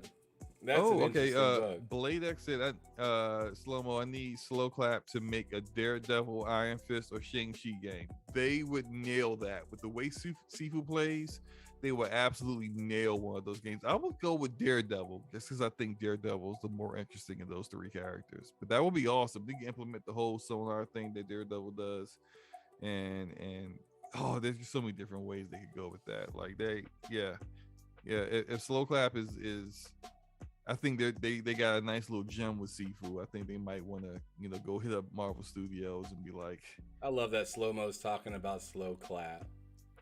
It's just so fitting. I should work there. All right, bro. All right. So this is a really fun question I like to ask. You go back to a younger time of your life. Mm-hmm. And you can't help but to grab these games on your way back to the future. What two games are you grabbing to get completely redone to look absolutely stunning for right now? Chrono Trigger is one, because I've been asking for a remake for that for a long time. Two will also be my second favorite SNES game, Final Fantasy VI, because I think the only reason why that isn't everyone's favorite Final Fantasy is that visually it looks like that older Final Fantasy look, the like the same look virtually that all the Final Fantasies had up until 7, and that's the visual look and art style is the reason why a lot of people stayed away from it. So I think if they remade that the same way they did like Final Fantasy 7 remake, where like you look at these amazing character models and all the great voice acting they got in that game, I think people will fall in love with 6. So those two. A third one. Okay. You're gonna throw a third one out, Tecmo Bowl. huh? Oh, not my goodness. Bring back Tecmo Bowl, man. You want anything to just take away. This fool said Tecmo Bowl. He said not 2K. I want to see Tecmo Bowl with next gen graphics. I want the same players from back then. I want Bo Jackson. You want Bo Jackson. You just want to hit the edge and just be gone. Just be gone. That's all you wanted to. Can't see me, man. Run out the stadium. Get out of here. Oh man, bring back Tecmo Bowl. Let's do it. That was unnecessary, but really good. I liked it. All right, so this question's kind of going the other direction a little bit more serious. What about gaming? And it can be anything at all. Mm-hmm. What about gaming frustrates you? You mean gaming, all of it, community, or games itself? Just whatever topic you want to go with. Some of the toxicity I see out here, and a great example of it is, I don't think I've ever interacted with this guy, Optimus Code. Optimus Code is former developer, became a content creator, very knowledgeable about gaming in general and teaching people about video games. And he also liked to indulge in the console war foolishness too, right? He liked to have fun with it. What annoys me with this gaming community is when people can't separate the fun from real life. And it's unfortunate. Optimus Code came down with a disease called CJD, and he has a GoFundMe too. So if y'all watching, like please check out the GoFundMe, help support his family. Things are not looking well, and I mean I still pray for the brother, and I hope that things will turn around, but it's not looking good. I still see people using his condition and his predicament as a means to be mean to other people, or to say things like he deserves it because he made fun of your console, or like what I saw recently is that someone on Twitter said that they hoped another PlayStation gamer ended up like Optimus Code. And what I like to see is that universally everyone told this dude, you're a piece of shit, go jump off a cliff, right? But the fact that I still see stuff like that, and people are like, there's people out here who just don't realize that content creators we're not NPCs, and we're actually real people too, just because we are doing the podcast and just because somebody may have a big following. I think Cole's got like 10K 12K followers on Twitter or something like that. Like, that doesn't mean that he's not a person. Like, and they're not just here for your entertainment. Like, these are real people going through real things, and to wish those kind of things upon somebody it just shows a lack of maturity. I think a lot the people in in the overall gaming community lack emotional intelligence, and it's rough. It's rough out here to see kind of stuff like that. And trying my best not to lose it on somebody. I just at this point I'm just blocking and move on, just block and move on because it's frustrating. But that's the for biggest me thing it that shows. annoys For me, it shows that they don't even know who they're talking about at all. Because like, yeah, Code talked his shit. You know, Right. there's plenty of people that do that kind of stuff. But like, my question to that person is, have you ever gotten to a space with them? Have you Right. actually hit the button to talk to him instead of just listen to him and get mad? Yeah. Because I hit the button to talk to him. He knew where I stood, I lean more to the Xbox direction. He knew that. Mm-hmm. He gave me my shit about it. But at the end of the day, it was cool. He was Right. very, nice. And I mean, he doesn't have to bring me onto his stuff. Yeah. And I mean, he could make me look even worse. He could have tore me apart if I came not correct or something like that. But he was a really nice person and willing to speak and talk to me and kind of come onto my level and kind of see where I'm at. Of course, give me some shit. But at the same time, if you're willing to get in and this goes for everybody. If you're willing to get into these, areas where people talk and whatnot, you got to understand, just like you said, they're all people, but at the same time, it's mostly just for fun, man. Yeah. It should never be this serious. It's a release at some point of just, just having fun, talking your stuff and whatnot. And sometimes it's a little overboard. Sometimes it's bogus, but like, it's never personal. It's just about another box. It's another console or whatnot. And it's sad that people have to jump to pure hatred, not even about the game at all, but about the person's well-being. That is despicable. It's inappropriate. It has no place in gaming, and really, there needs to be some sort of way where the community can come together and actually hit like a button or something like this and just delete this person completely. Yeah. And it's good to see that people are like stand up for that. And I'm seeing people that some people that I even have blocked, like that I think are toxic themselves, see something like that and they just like, yo, you just went too far. Right. And so yeah, and I'm glad to see that the community can come together in those moments to be like, yo, you need to just get up out of here. But it's still frustrating when I still see that anyway. And it's just like it's always another one that pops up, and it's just like, well, damn it, like you just really trying to ruin my day right now, ain't you? But it's yeah, like that's probably the most annoying thing for me overall in games. I hate fetch quests in games. Like I absolutely can't stand them. I am a superhero. Don't tell me to go find your pigeons. I'm not swinging through New York trying to save the city and catching some daggone pigeons. Catch your own pigeons, dude. Bro. I don't want to do that. That was a turn right there. I hate it when I'm on a quest in an RPG, and this is really important. I really need this item from you. It's so important. It's going to save the entire region that we're in. And you're like, nah, hey, look, I'll give that to you, but you gotta go out and find my cows and bring them back here. Bro, seriously? Like, stop putting this in games, man. Like, it doesn't make any sense. Why great huge warriors are doing like silly things that don't make any sense.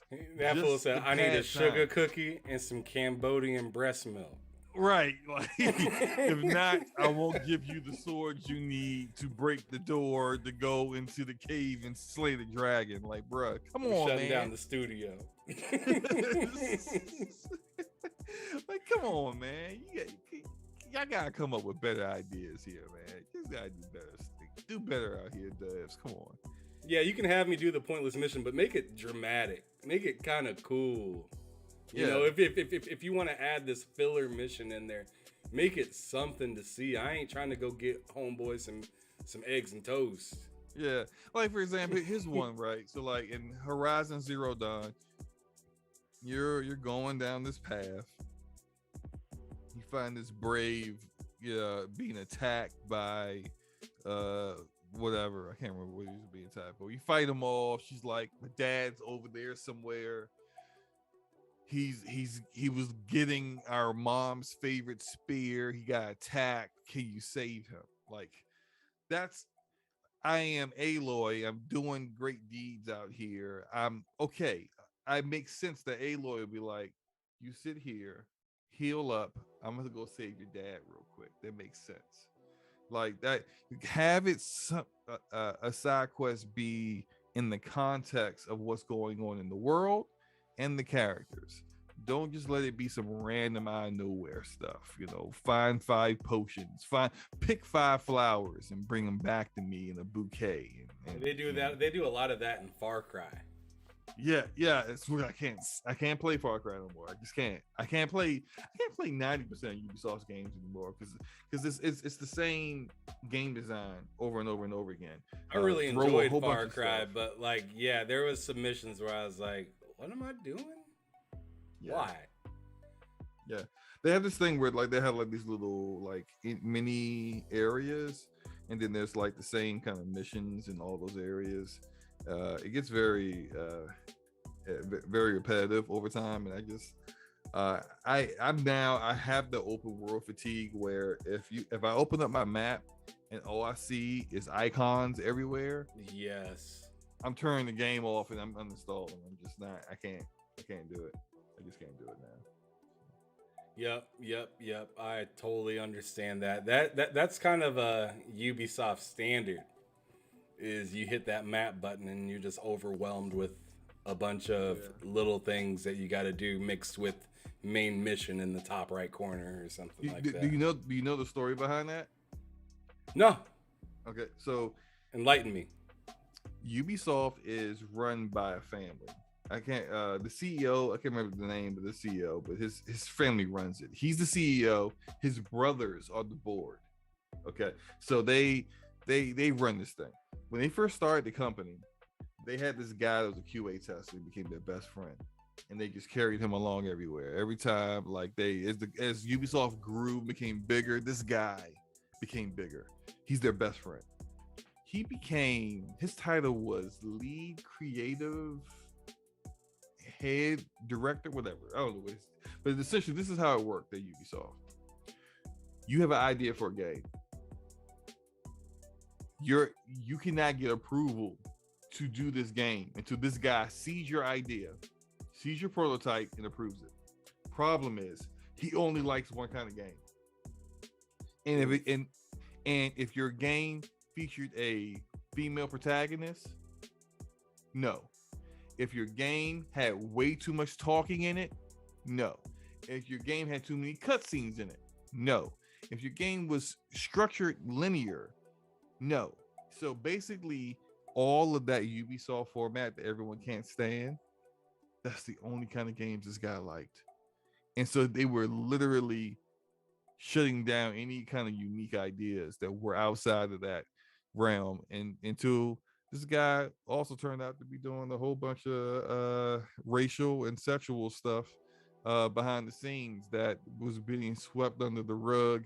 And when Ubisoft finally got their Me Too moment happened to them, he got forced out. Not because he's terrible at his job, but because they got exposed. He's a piece of shit. He's absolute a piece of shit. Now, what's Ubisoft doing now? They said, well, look, we understand that our games we've got too much of a rut doing the same thing. We're going to switch things up more. We're going to allow the devs more freedom, blah, blah, blah, blah, blah. All they did was go from one format to another. Now they're all live service. Free to play live service games everywhere. just using the same IPs that like slap Tom Clancy on a game that has nothing to do with Tom Clancy or any of the other Tom Clancy games you've done before. Reusing the same assets over and over again. That's X defying. It's just like, bro, what is this? This is not what people ask for either. So yeah. You know, I mean, like, you're not sure if they're scared of like reinventing or if it's just like only money. I mean, like, the obvious thing would be to say, oh, they're just money hungry and whatnot. But I feel like a lot of these companies are really scared to change too much to lose on like that live service stuff like that. Like, for instance, Madden's a great example for this, where it's like they know that a lot of people dislike what they constantly put out, but they make so much money and they have a player base that's willing to continue to do that, not only to compete, but also to, you know, spend that, you know, VC and stuff like that in the game. So like their motivation to change it is minimal because they get so much consistent support from the people that don't watch the news, that people that don't look up Metacritic scores. You know, that's their way of doing things. And like, I'm nervous for that just because a game like Madden in particular, that's the only football game you got. Yeah, they got no competition. No competition. So they see no need to be innovative or push the envelope, because why not? Like, what else are you going to go to? Yeah, I said this to somebody else the other day. I was like, what's the point in running or sprinting in the race when there's no one else running? You might as well just walk. Yeah, go ahead and take your time. Exactly, and that's what I feel like EA is doing, and it sucks because it's just like, man, like, we know it, like, at least us old heads, or I shouldn't even call myself an old head because I ain't that old.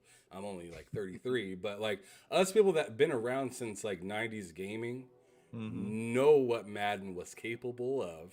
Right. And we know what happened when 2K5 dropped. Yes. We remember what happened when 2K5 dropped for $20. That game was amazing. And it's still the GOAT football game now. Yep. First person football was in that game. Not a lot of people know too much about that, especially if you weren't around during that time. First person football, stadium music within the game. On if you had an Xbox, you can implement your own music off of your hard drive to make like I'd score a touchdown and Lil Wayne would come on every single time.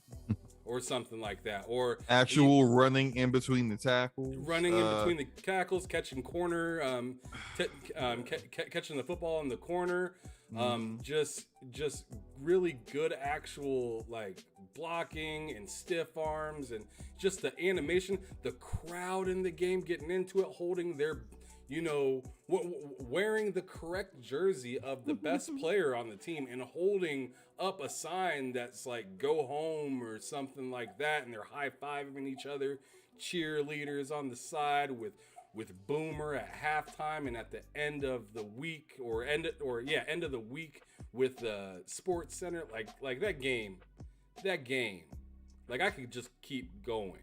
It's amazing. It's a better game than what they're putting out now.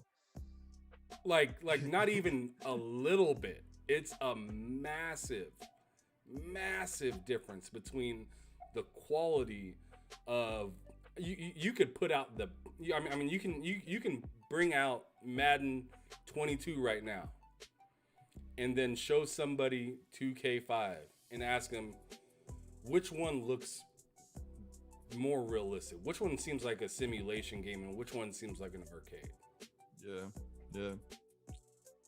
Man, so yeah, I mean, every time I talk about Madden, I go on a tangent. So I apologize. It's all good, man. That game makes me just so angry because I remember when Madden by itself was fire.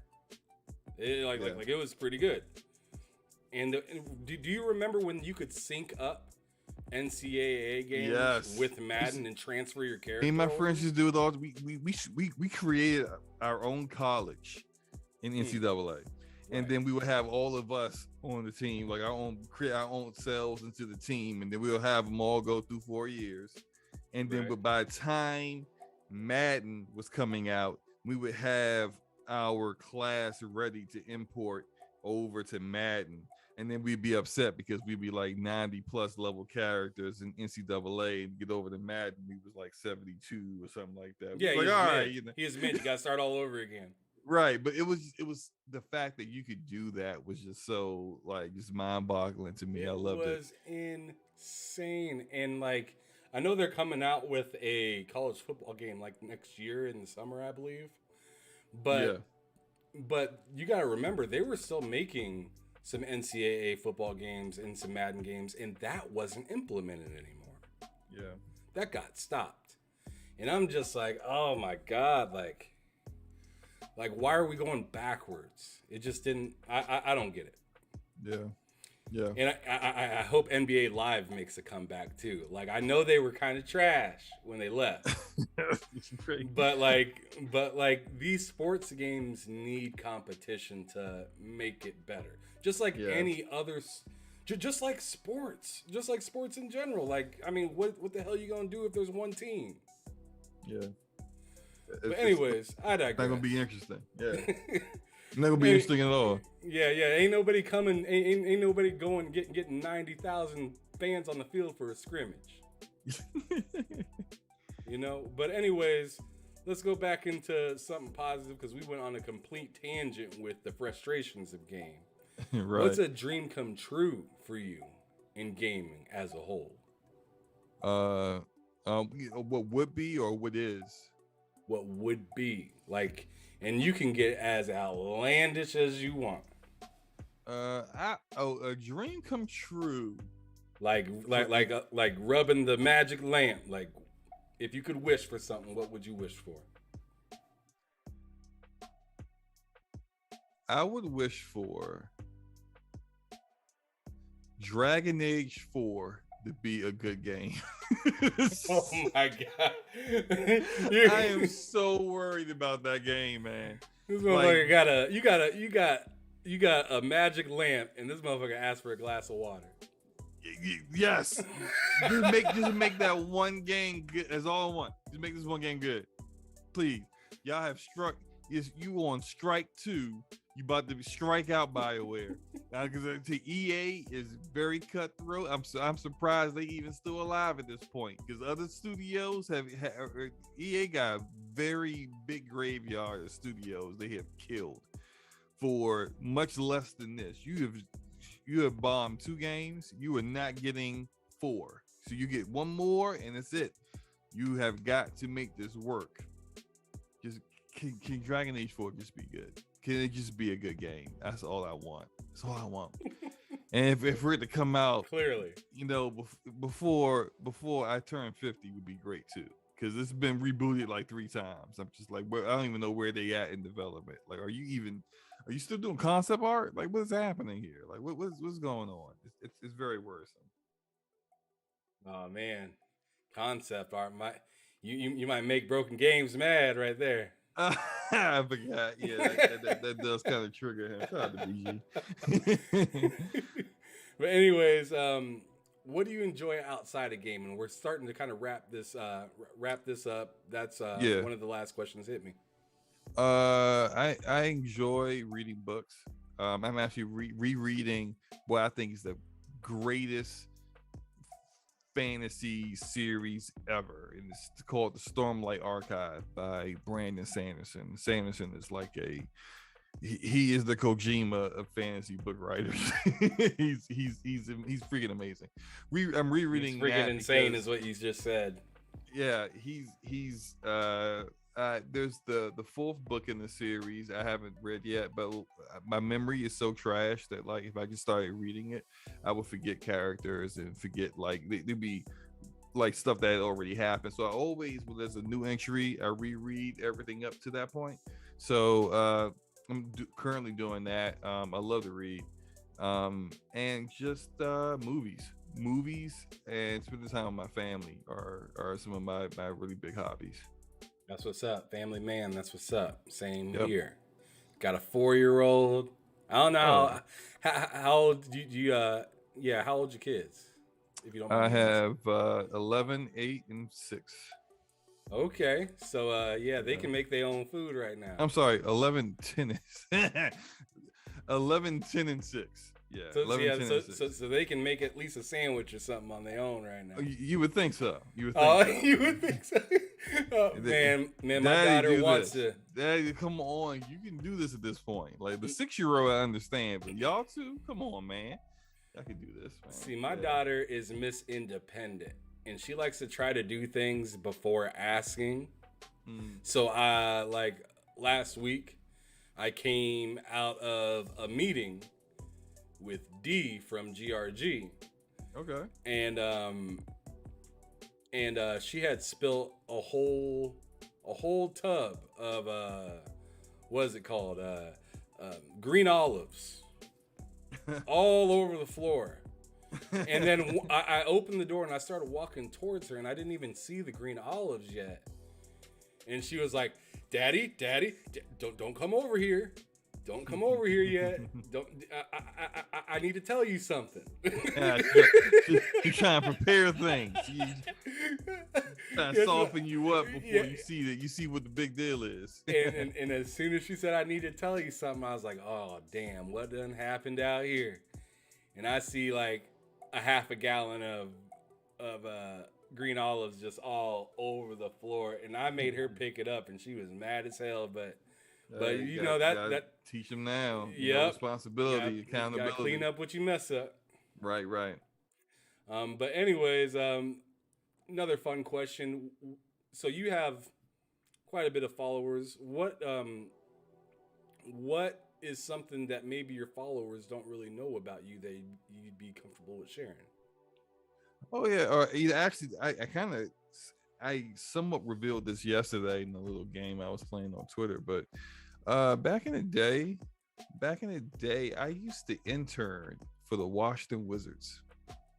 Oh, what? And yeah, I was an intern for the Washington Wizards at the time where Michael Jordan was the part owner and team president of operations. So it was a very, very interesting time because it was so much going on around that time, like stuff that I can't talk about, but I can say this: he's not the nicest guy in the world. I think that's been pretty much well known at this point. For but sure, especially after that 30 for 30 or whatever. Right, is. Right. Knows. Like everybody else is shocked, and I'm looking like, yeah, that's him. Like that, that's that bastard. Look, back then, like he was still the beloved Michael Jordan that everyone just like,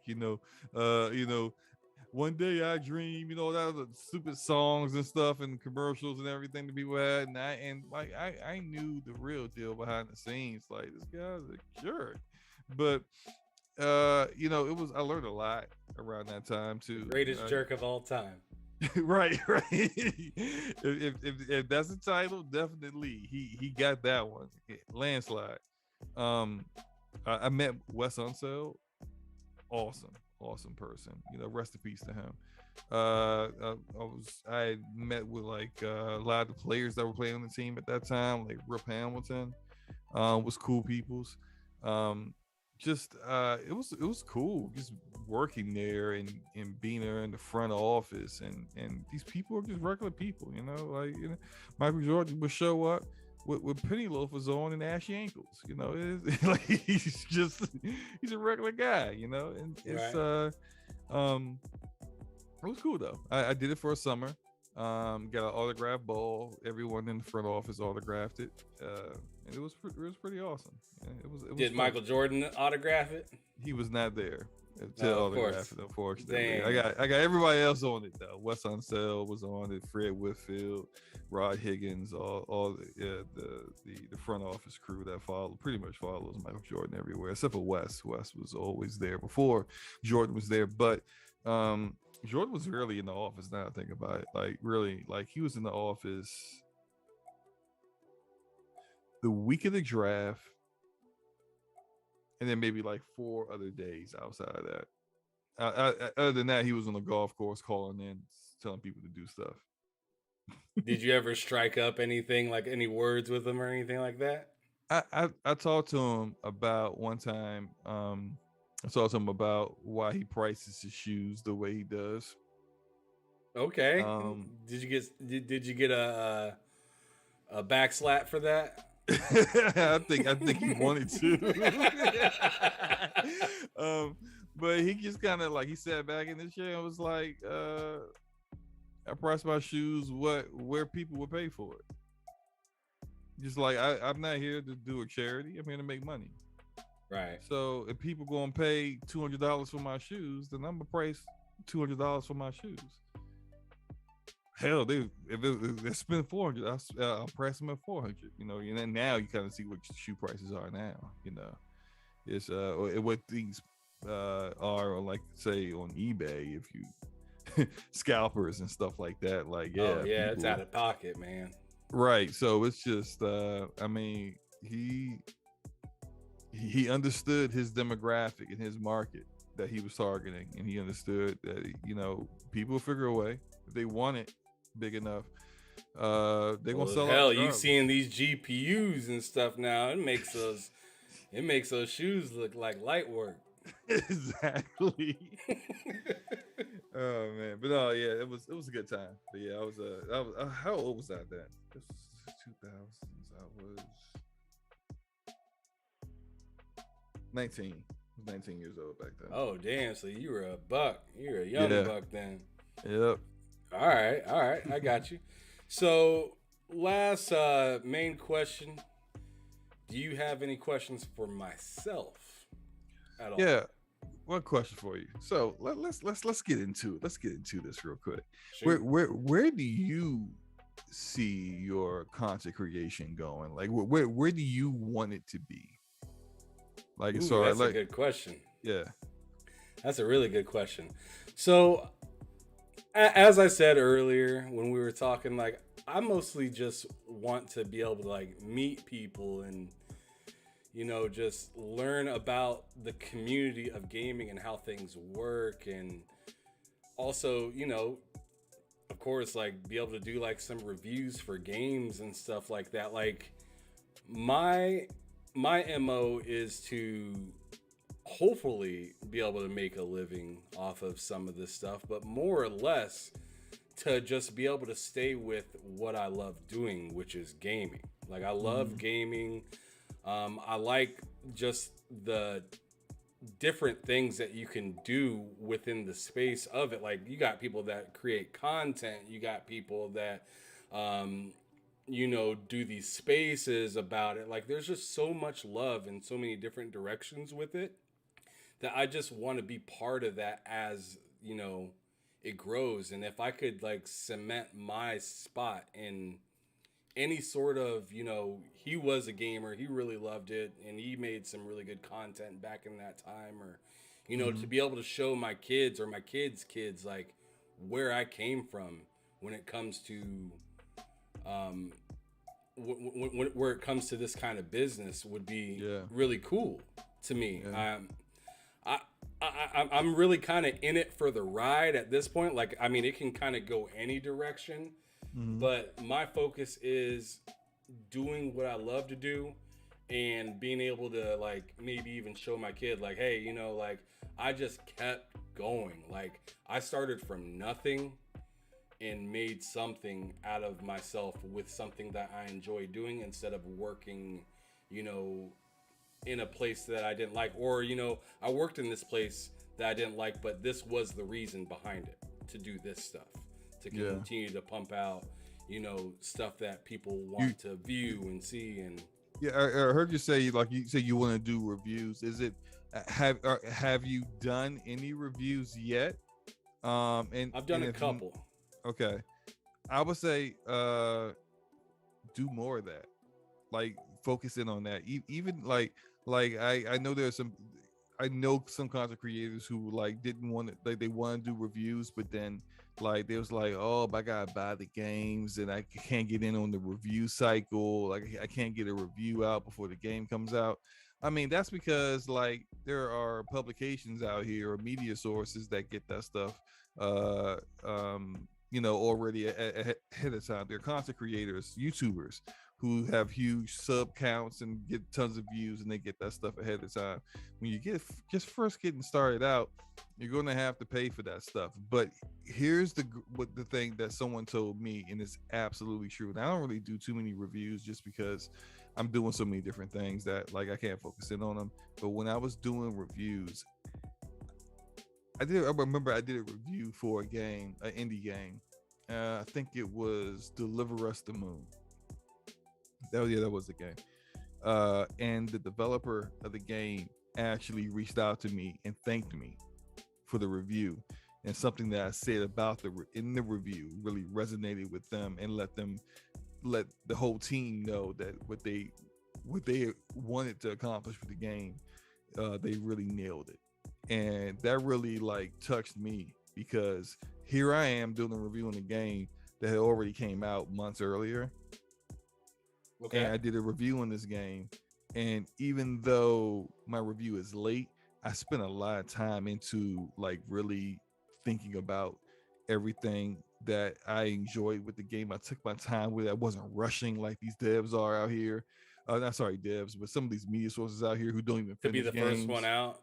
Yeah, they don't even finish because they want to hit that deadline. They don't even finish the game. They're doing a review on it. Like, how you gonna do a review on the game that you didn't finish? It's like doing a review on the book and you didn't finish the book. Like, how can you do that? That makes no sense, right?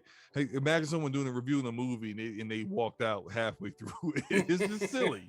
Like, it doesn't make sense. But some of these like reviewers are doing that because they can't meet their deadlines, and so people are getting really incomplete reviews, or in the case of like situations like with Sifu, where the reviewer can't even beat the game because they're getting their ass whipped, and they let the game like that reflects poorly upon the game as if it's the game's fault when that's what the way the game was designed.